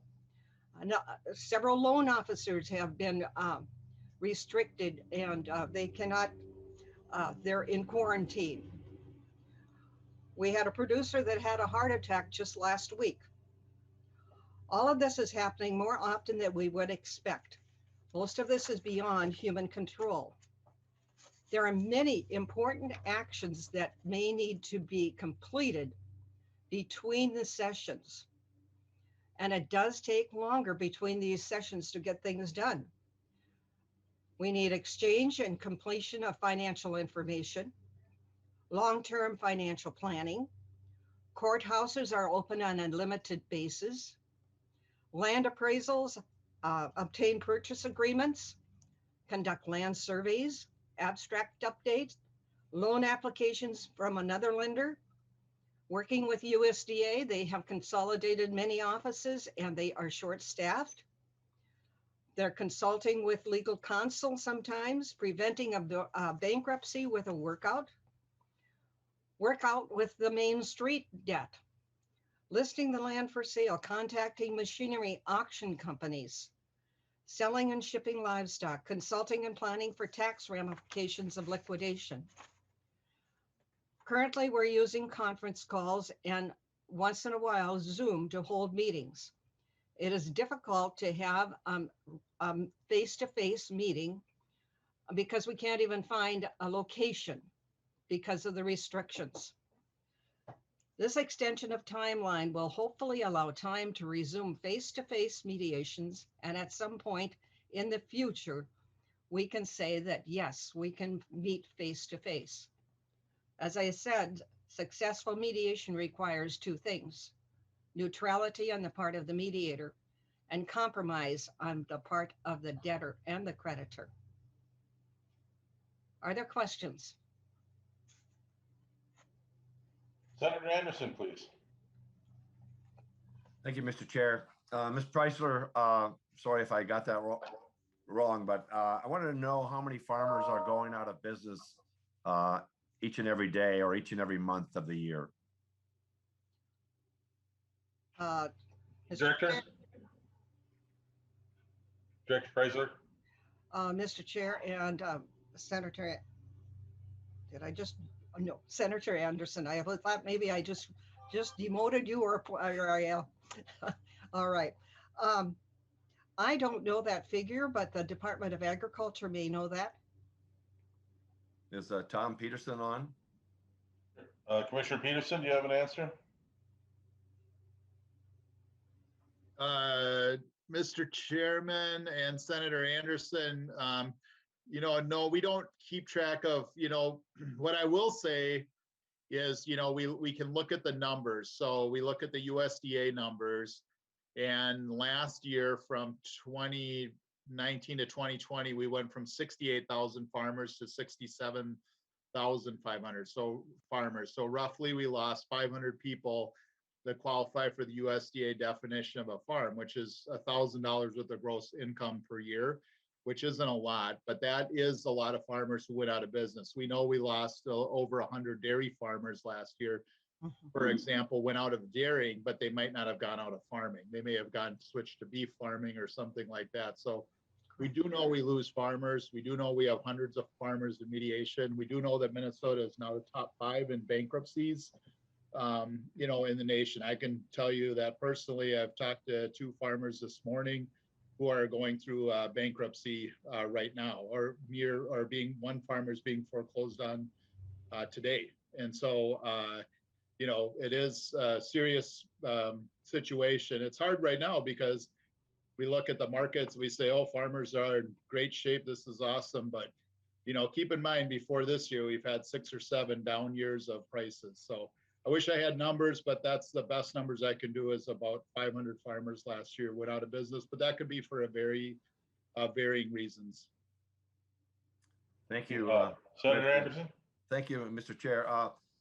I know that I have a farmer right now that has gone through mediation, or in the process of mediation, and he is being told by the creditor that he needs to sell part of his farm to pay up his debt, and yet he was given an opportunity of 6 years to pay, but when it came time for selling his product, the product was basically not accepted by the creditor because and I don't know all the reasons behind it, but it seems like the rules and regulations that have come in because these new lending organizations have come together and formed new lending organizations under new names, and they're not even from the state of Minnesota.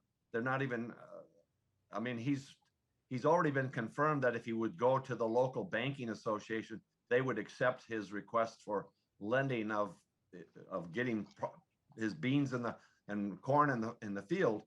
But these new operations coming in are basically very unwieldy. They don't even want to work with the farmers anymore. And it seems so sad to hear that he wants to leave his farm to his sons. He has 2 sons that want to come and farm with him. But, these young people, they need to learn, and they learn from dad, and they learn from grandpa, and they need to learn the financial costs and all the other things that go along with it. So I'm very concerned that we start losing these farmers, and people with experience are being drummed out of the business just because prices have gone so low, whether it's milk prices or bean prices, whatever the product may be. It seems so sad to see that they don't want to work with these members. And so I'm just concerned that we continue to lose farmers and we don't have anybody that has the experience to teach these young people, especially their sons or their daughters and their son-in-laws who want to go farming. They're basically drummed out because of the financial costs of it. So I'm looking forward to what we do with this legislation. Thank you, Senator. Senator Westrom. Mr. Chair, Ms. Preisler, the current process is 90 days. As I've looked into it a little bit more, can you explain? It's kind of broke into two chunks. The first 30 days for notices, and then 60 days in mediation. And maybe staff can then help us follow up after that. My understanding is it's kind of broke down fairly clearly, 30 days for notices and 60 days for mediation. But is there anything that prohibits mediation from starting sooner than 30 days into the process? And what are the notices that would take so long to get? Or can you start mediation at day 10 instead of waiting 30 days? And then council maybe can help shed a little more light on it for me and the rest of the conferees. Director Preisler, please. Chairman Sundin and Senator Westrom. The 30 days in between that, in order to follow the state statute, once we received a request for mediation, we have a certain amount of days before we need to have it lined up with a mediator, a financial analyst, and to have an orientation and a first session. In the meantime, they have a right, the initial creditor and the debtor have a right, and they have a 3-day time. So 3 days for mailing, 3 days time once they receive it, 3 days back. There's your 9 days just for choosing a mediator, according to state statute. Okay. Once we choose the mediator, then we send out a creditor claim form to all the creditors.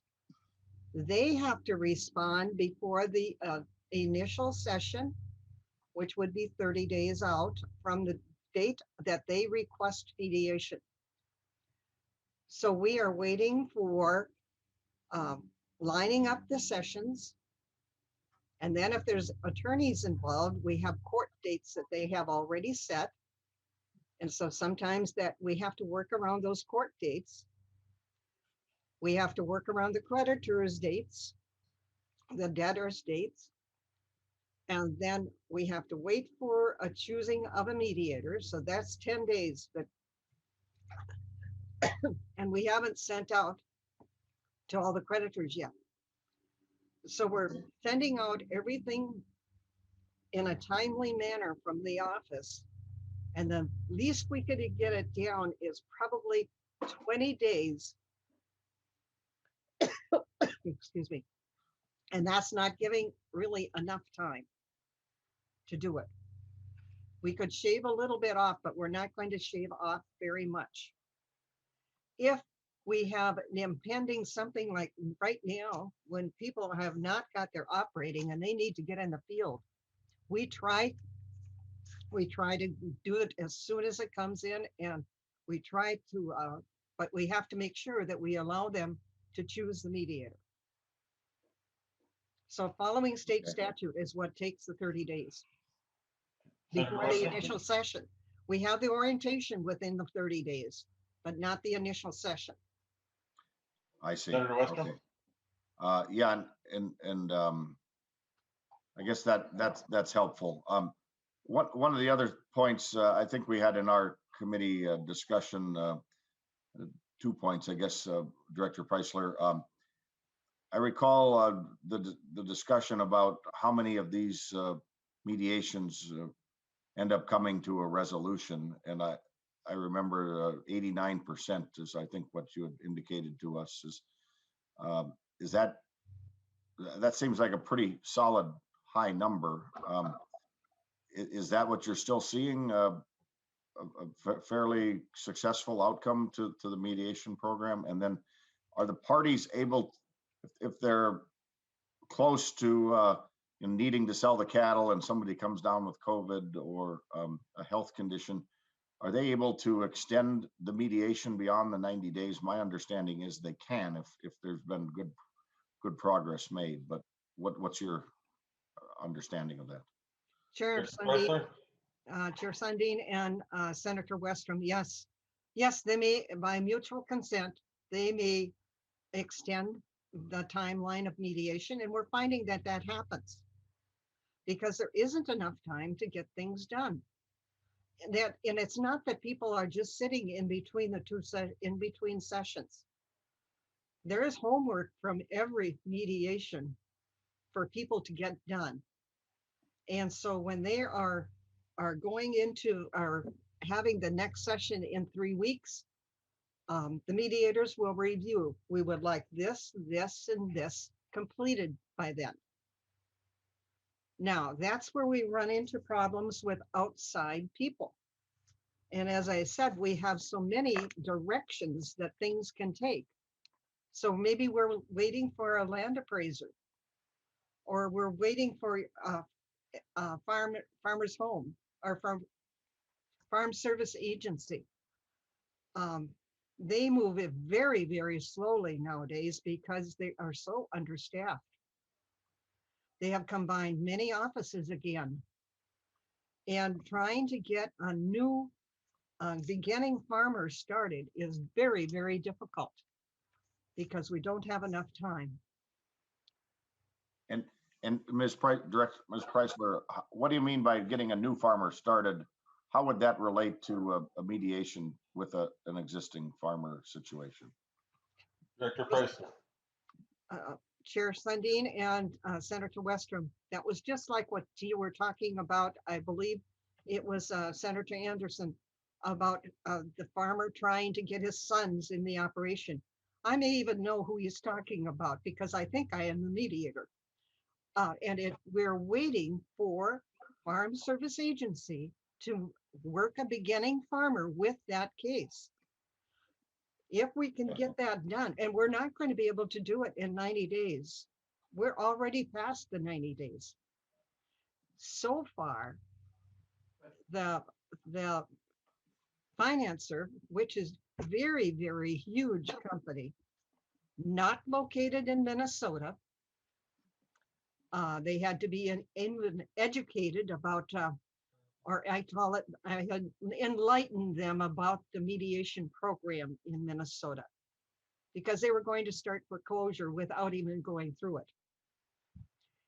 That is a very typical one where he's trying to get his son and family started in it. And they're going through beginning farmer and they qualify. They've had there's a timeline that FSA is supposed to have all their work done and give you an answer back. We find if they have not gotten everything done, the answer is no, because they didn't look at it good enough. And so then we have to start over again and make sure that everything is put right before them. So we just need more time.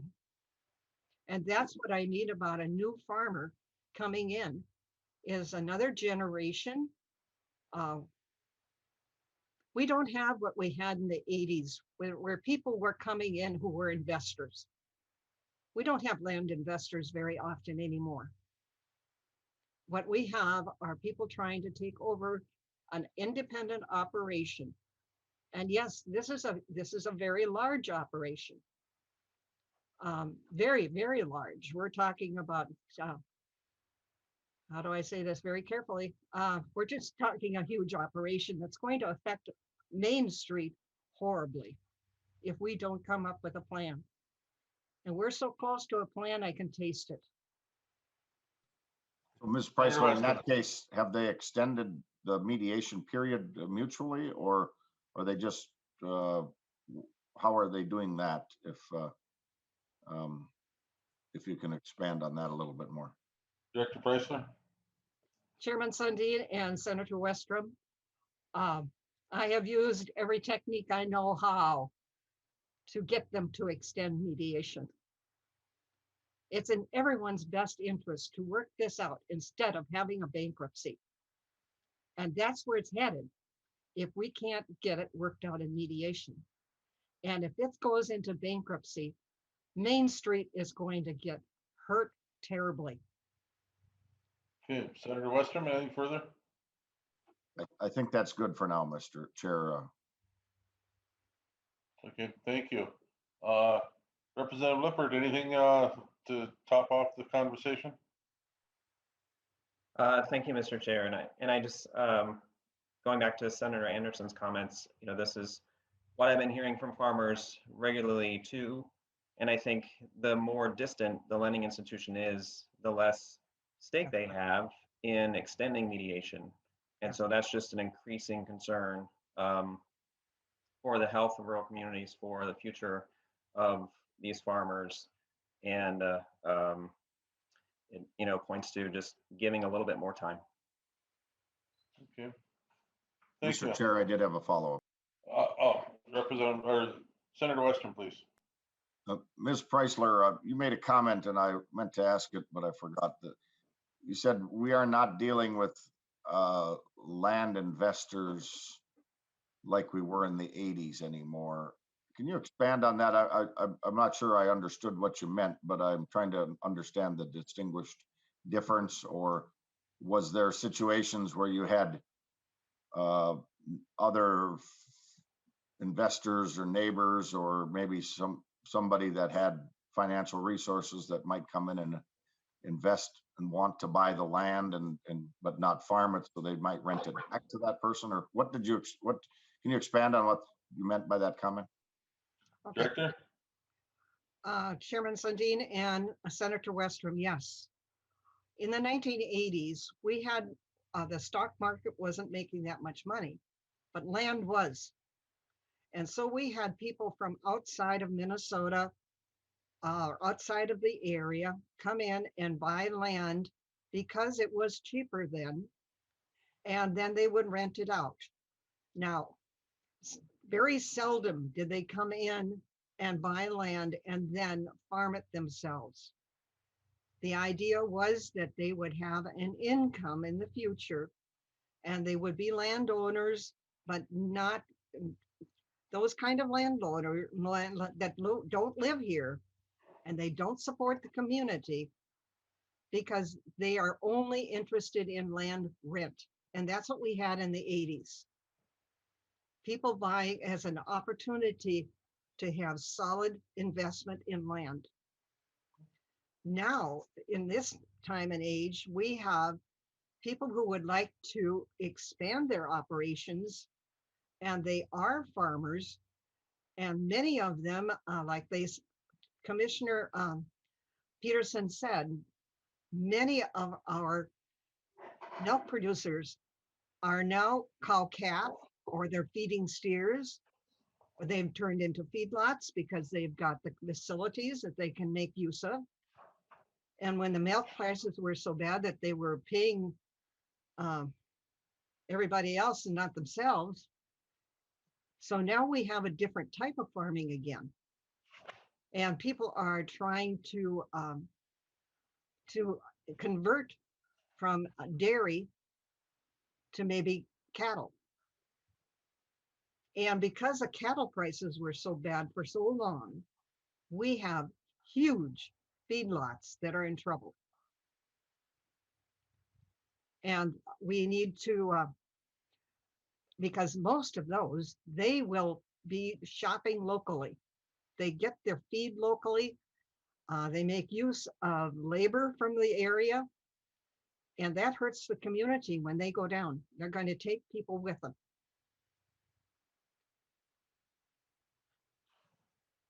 Senator Westrom, anything further? Not at this time, Mr. Chair. Thanks. Okay, Thanks, thank Ms. you. Preisler. Thank you so much. I guess we're off to the next topic. It would be the Board of Animal Health changes. We've been entertaining, discussing on the House side more so than in the Senate. And I'll just talk about that for a few minutes, and then entertain some questions. Hopefully we can come to a resolution on this. You know, What page, Mr. Chair? oh, excuse me. It'd be page 33. Thank you. Yep. And so we've got, I think the department's got, may have some comments on the one change, but this came to me from a concerned person, a band member, a chair of the Fond du Lac tribe, actually, and they would seek recognition and seeking some recognition on this topic because they're entertaining the thought of introducing elk into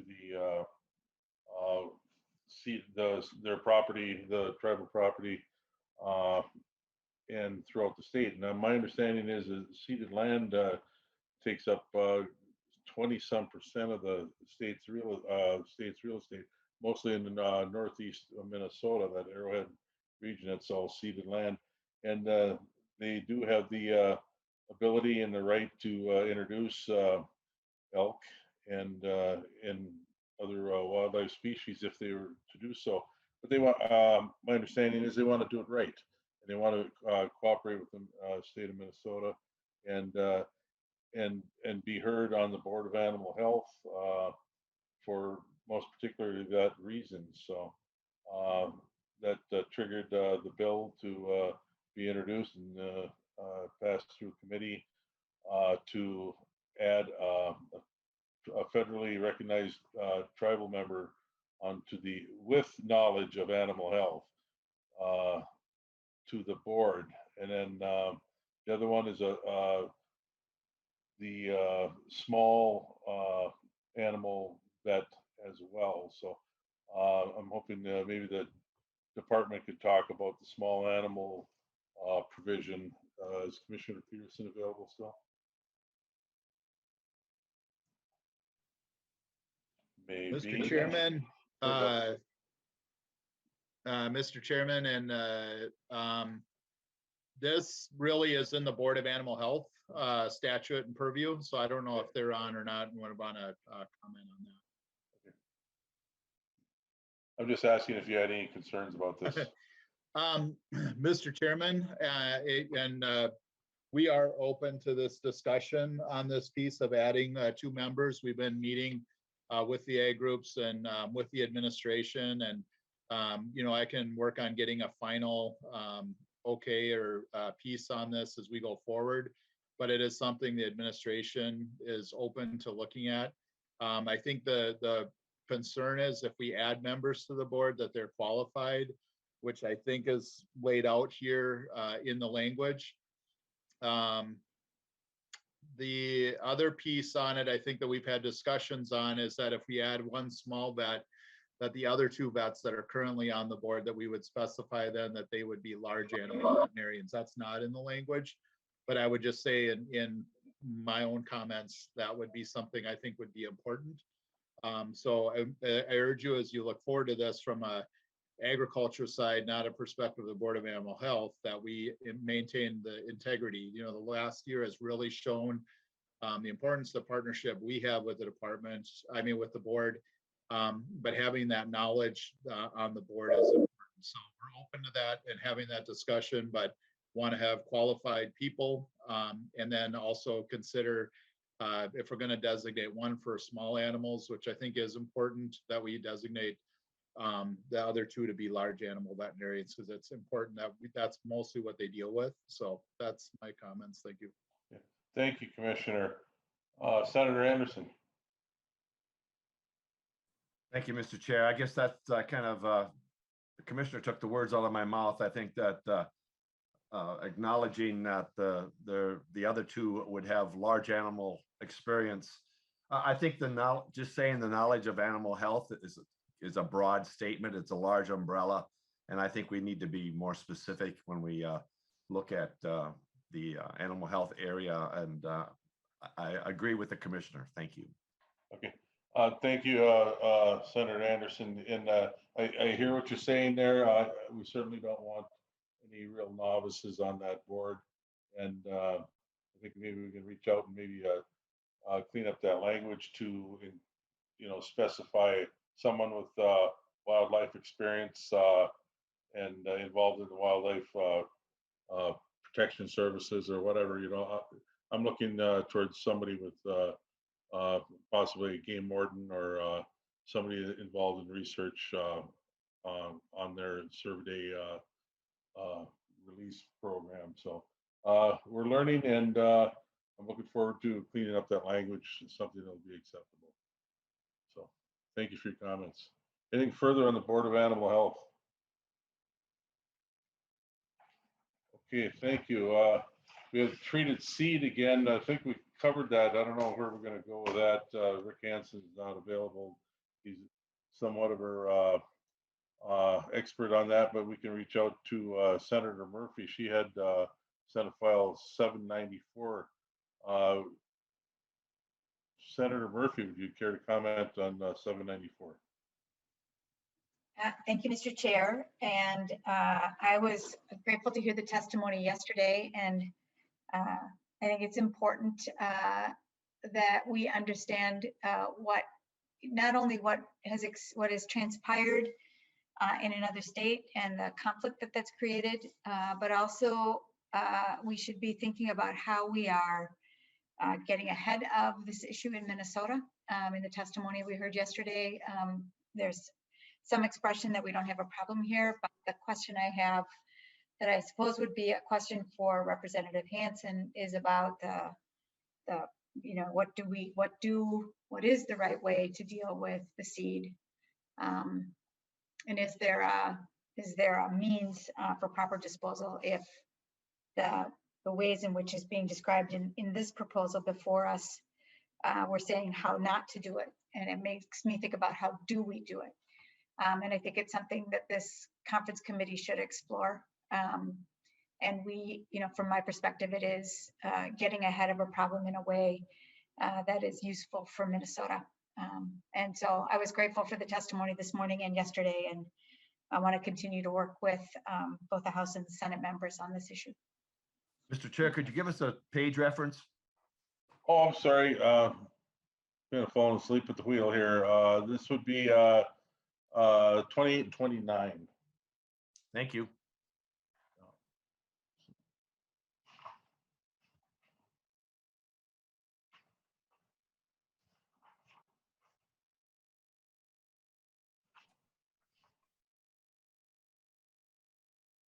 Any further comments on the treated seed, the labeling disposal issue? Okay, I think we were schooled by Representative Hansen quite well. This might be a sticky issue, but we've got great minds behind it. Senator Westrom, any comments on this?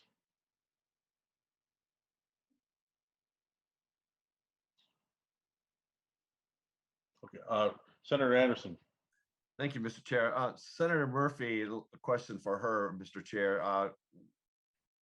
Is the disposal of the seeds, besides having a concern for that, is there something else that you would like to see maybe in the language, or something else that you're concerned about that should be taken out of the language? Senator Murphy. Thank you, Mr. Chair, and thank you, Senator Anderson. And my question is rooted in the testimony we heard both yesterday and then this morning. And so I don't have, my questions are not rooted in what I see in the language in the House, but it is something I want to explore a little bit more with, for instance, the corn growers. I'm going to meet with them a little later today. And something that I'm happy to dig into a little further and come back to the committee with if that's acceptable to you. But no, I don't have an immediate proposal in terms of the language change. I just believe that what we heard yesterday and again today makes me curious about that one question, and also clear that this is an important issue for us to tackle in this committee. Mr. Chair. Senator Anderson, please. Thank you, Mr. Chair. I'm wondering if the department has a concern about this, or are there other states that are dealing with the same matter, and how have they, if anybody has an answer to how other states are dealing with treated seed and the disposal of it? Maybe there's some other references or some other comments that can be made by the department. Commissioner Peterson and company. Mr. Chair. Okay. Whitney Place, please. Thank you, Mr. Chair and Senator Anderson. Since the issue occurred in Nebraska with one specific ethanol plant, a lot of the departments around the country have been talking about this issue, and there are similar bills to the House language in several different states. And I know Nebraska actually did pass a bill banning the use of treated seeds in final products and things like ethanol. And Mr. Chair. Senator Anderson. Ms. Whitney Place, what did the language say in, say, Nebraska versus what we have today? And should, as Senator Murphy said, should there be other expanded language to meet the certain situation that we're dealing with, as how to deal with these neonicotinoids placed in seed for planting as far as disposal?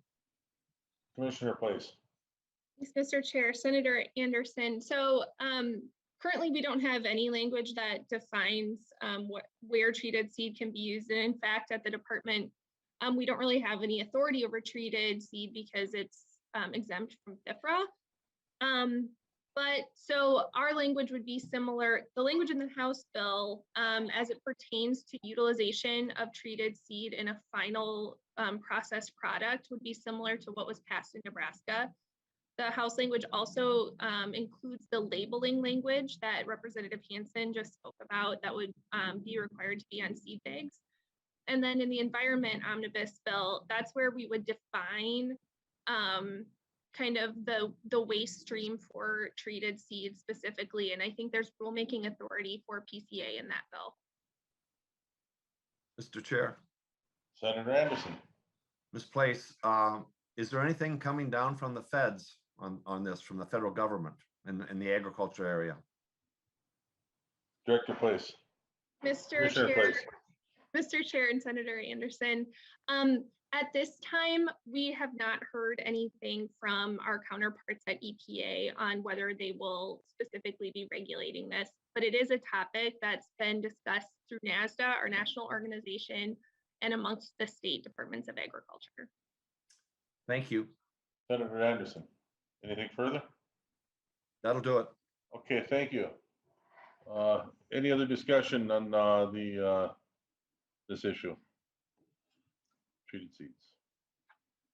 Okay, thank you, Commissioner Place. Next up, we have the food retailer fee dedicated account. You can reference page 30 of your resources there, and we'll hear from Catherine Simon, the Food and Feed Safety Division Director. Catherine Simon, please. Good morning, Chair. Can you hear me? Yes. All right. Catherine Simon again, with the Minnesota Department of Agriculture and the Food and Feed Safety Division. I am the director of the division. This particular section is about creating a dedicated agricultural fund for our food handler licensing fees.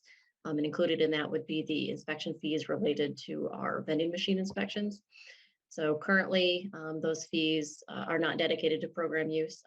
They are not the full amount of funds that support our program, but we are looking to get a dedicated account to give us some additional long-term planning mechanisms with that.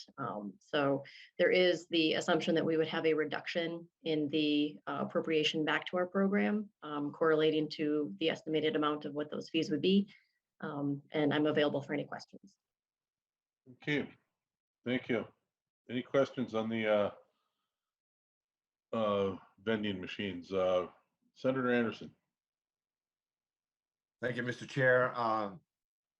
Ms. Simon, when you say vending machine inspection, I'm a little, I guess, can you expand on that vending machine? Give me some further clarification. Yes, so. Director Simon, yeah. Thank you. So yes, our food licensing covers our packaged food. So Minnesota Department of Agriculture does grocery stores and other retail food operators, in addition to food manufacturers and food warehouses. So part of the retail food sales does include the businesses that own and run vending machines. It is the fee collection for those machines individually happen to be a separate section of that statute. So it's just a clarification that this proposal would address both of those fees, both the food handler license fee itself, as well as the fees that are collected from the retail operators that do vending machine inspections. So Ms. Simon, thank you, Mr. Chair. Ms. Simon, so what's specifically in a vending machine? What are you looking for as far as an inspection? I mean, what kind of foods are in there that would be concerning to the Department of Agriculture? Director Simon? Yes, Representative. Thank you. The vending machine inspections for packaged foods that are just at ambient are considered a low-risk inspection. The types of things that we would look for would be very, very similar to other brick and mortar facilities that we look at. So insect evidence, rodent evidence, making sure that the foods in there are from commercial facilities, so they're labeled properly and have all the information necessary. It is an infrequent inspection, and we typically conduct them in blocks. So when we inspect per licensee. So we would look at the food handler, who typically has multiple machines, and we would go through, and then we figure out where they have their machines located, and then do low risk spot checks on those facilities. Okay. Senator Anderson? At this time, I have no more questions. Thank you. Thank you. Senator Westrom, please. Mr. Chair, question, what's the push for setting these funds up, as opposed to we've just statutorily approve it every year and review the account? Once they go offline, they kind of go on autopilot. What's the push for that here? If you could expand on that a little bit more. Director Simon? Yes, Representative and Senator. The reason why we're looking to get these in dedicated funds is because it would allow us a little bit more connection with changes and fluxes within our food industries. As you know, with those appropriations, most of that information, most of those funds go back towards staffing. And sometimes it can create some restrictions on how timely we can respond to changes in the industry.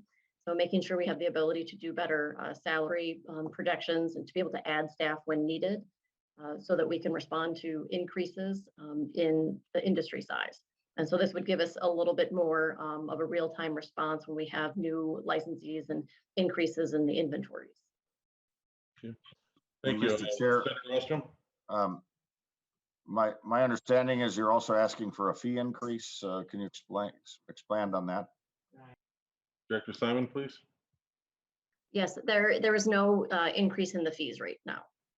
So at this point, it's merely in getting the account dedicated, it's actually a reduction in what we would be appropriated. So there would be no change in the license fees or in those vending machine inspection fees. Yeah, thank you. So, Mr. Senator Chair, Westrom? just so to be clear, then there's no fee increase planning in the works, or anything you're asking would be asking. There'd be no fee increase in the foreseeable future. Director Simon? At this point, we are not. At this point, what we're looking at is getting additional information so that we can plan some restructuring in the licensing. So we know right now that the way that our license categories are structured, it makes it very difficult for businesses to identify what license they need, but also to implement their business and have flexibility in how it is that they choose their sales models over time. So what we would choose to do is create a project to be able to get input from our stakeholders and some of our partner agencies on what the licensing structure should look like in the future. And then any fee conversations would be subsequent to that structure being identified.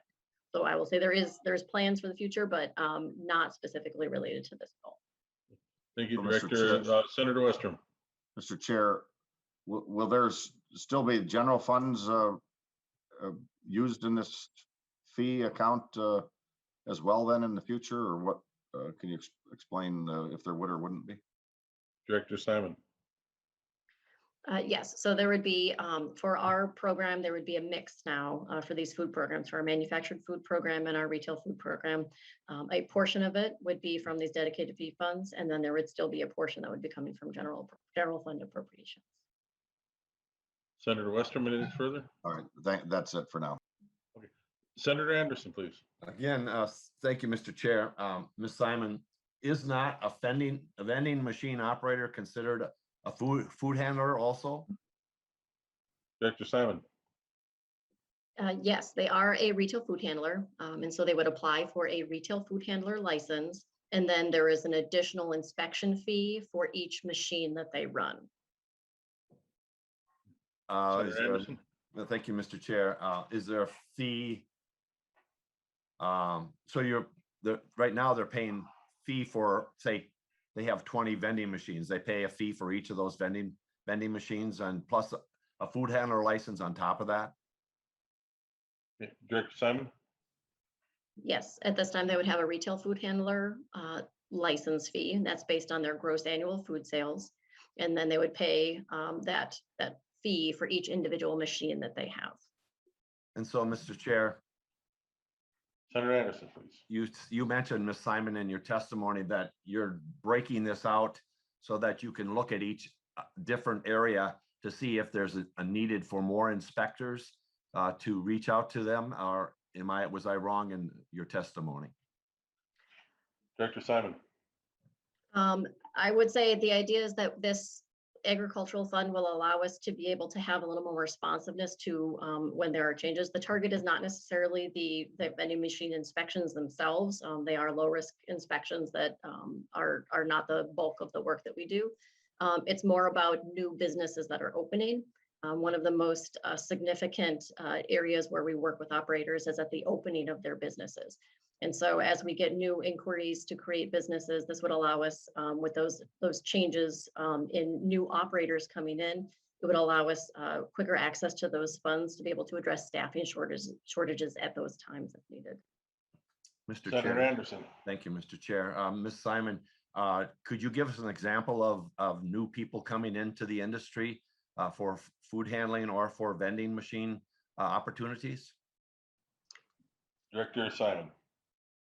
Yes, so most of the changeover that we have actually is in our retail food as well as our manufactured food categories in terms of the body of work that the division covers overall. So pretty much anyone who is going to be selling food in Minnesota is required to have a license.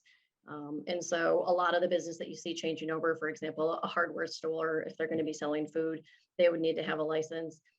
Any new grocery stores, a lot of these new businesses that may start out as cottage food operators who are exempt from licensing, they may transition into small food manufacturers. So those would be some examples, but most of the turnover that we do have is in the smaller business side. So, different boutique shops that are opening up or other small stores that are also selling food. Mr. Chair. Senator Anderson. Could a coffee shop be considered a new licensee? Director Simon. Whenever a coffee shop would open, they would require a license. The difference is that they may be licensed by the Department of Health. So like the Department of Health will license food service establishments.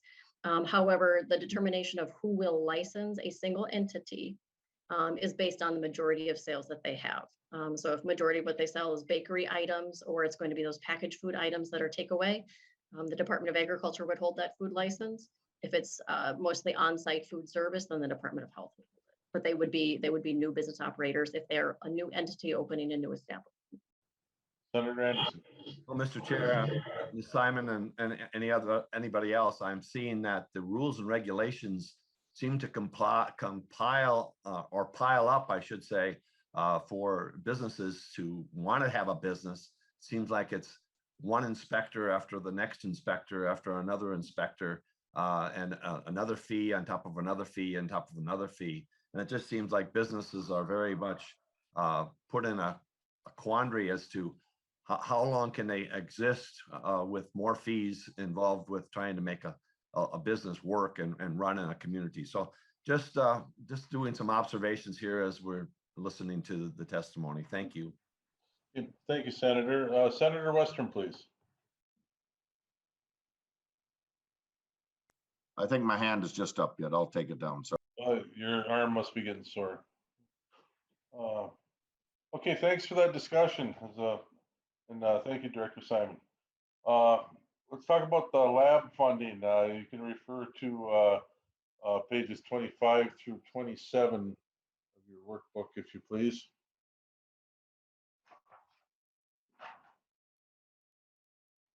And we have Assistant Commissioner Whitney Place to help us through the discussion on this. Commissioner Place, please. Thank you, Mr. Chair.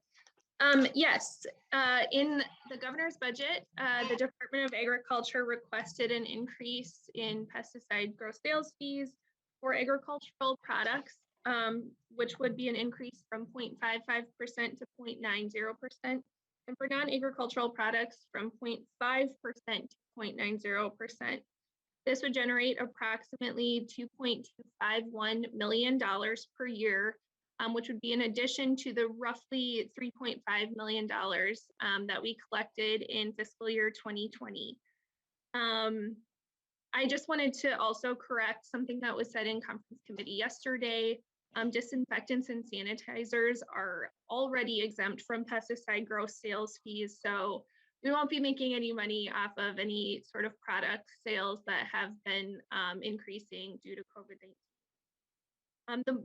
The largest majority of this fee increase is really to increase the capacity of our world-class laboratory that we have on the Capitol complex.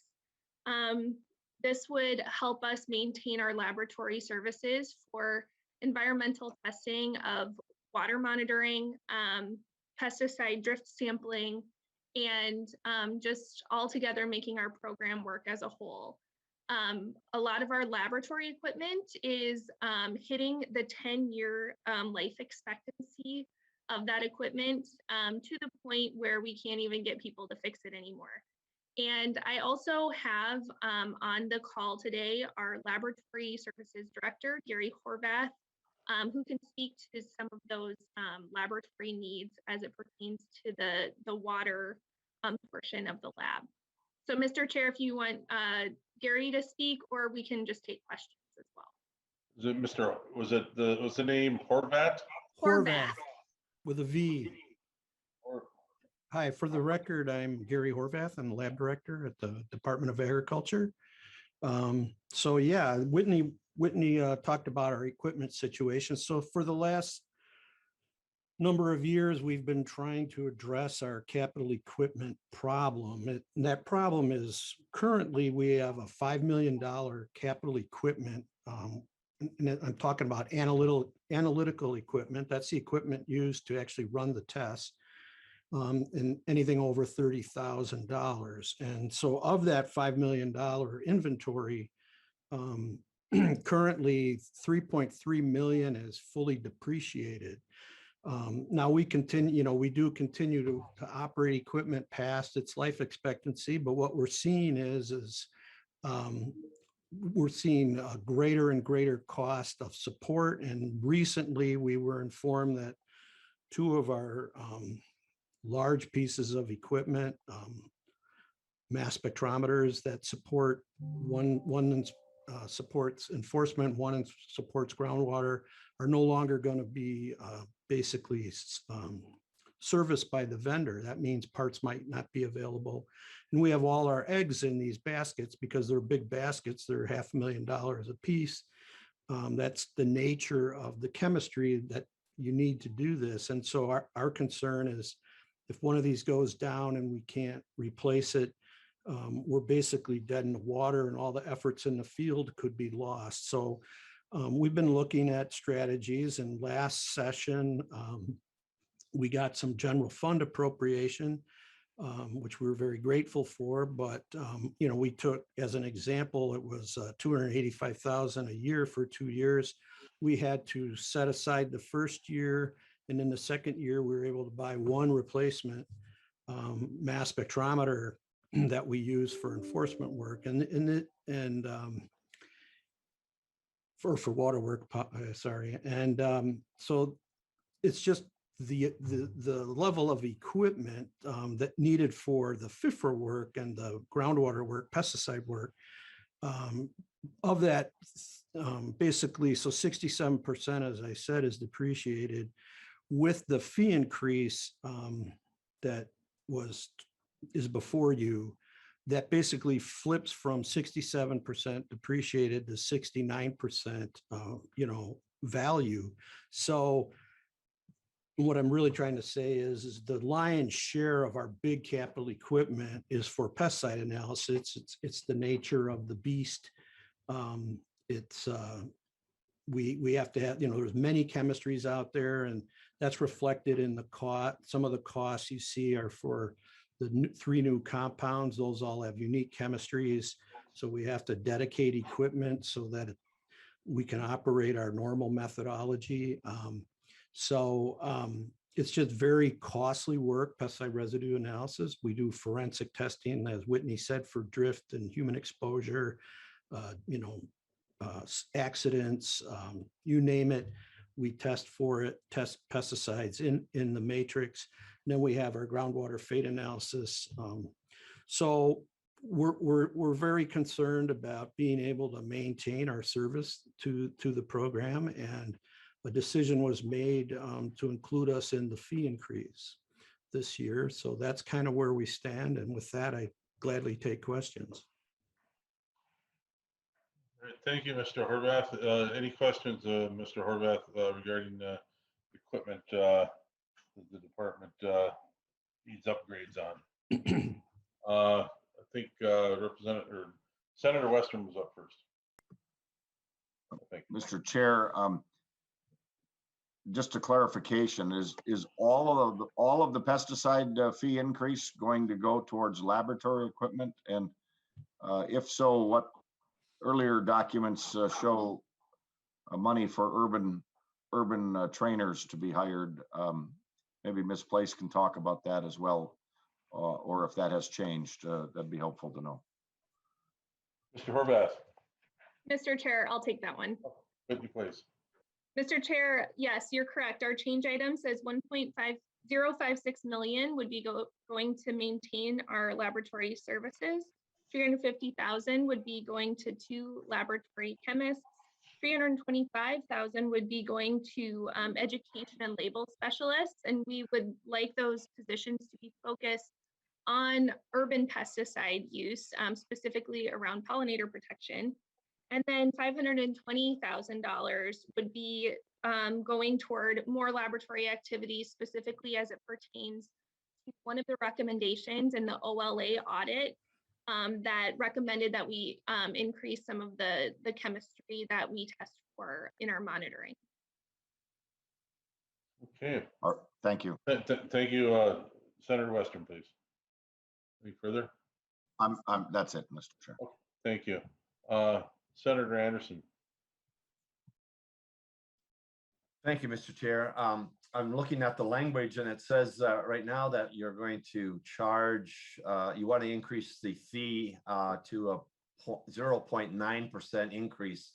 And then on the second, or just below the line where we talk about, or the deleted language, just below that, and I think it's relabeled C, an additional fee of 50% of the registration application must be paid by the applicant for each pesticide to be registered. So right now, that's already in place, the 50% on top of the 350, and now you want to raise from 350 up to increase it by 0.9%, and then you take a 50% of that again for each pesticide that's registered. Is that correct, Ms. Place or Mr.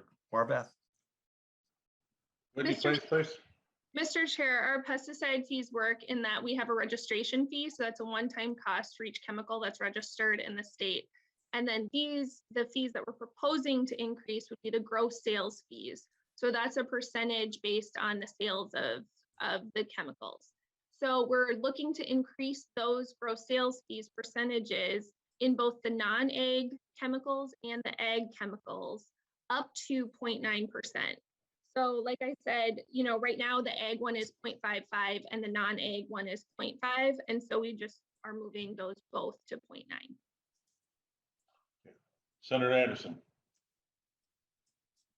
I believe you're on mute. Sorry. So what's the additional fee of 50% in regard to? Is it in regard to that same fee of $350 or the increase of the 350? If it goes to 390 or 400, whatever it's going to be? Commissioner Place. Mr. Chair, is Roger McAdam still on the line? I'm getting notes from him that pertains to a late fee if they are not registered. If their product is not registered by December 31st. It doesn't say that. It just says if the application is a renewal application that is submitted after December 31st. Oh, I guess that's what you're saying, a late fee of, that's a 50% cost. Okay, thank you. Okay, thank you. Any further questions? Seeing none, thank you, Commissioner Place. So I've toured that lab, and I encourage anybody that hasn't toured it when the time is right and it's opened up for tours. People should see what they do down there. It's pretty amazing. And yes, they do need the equipment to continue their work. So I guess that's about it for today.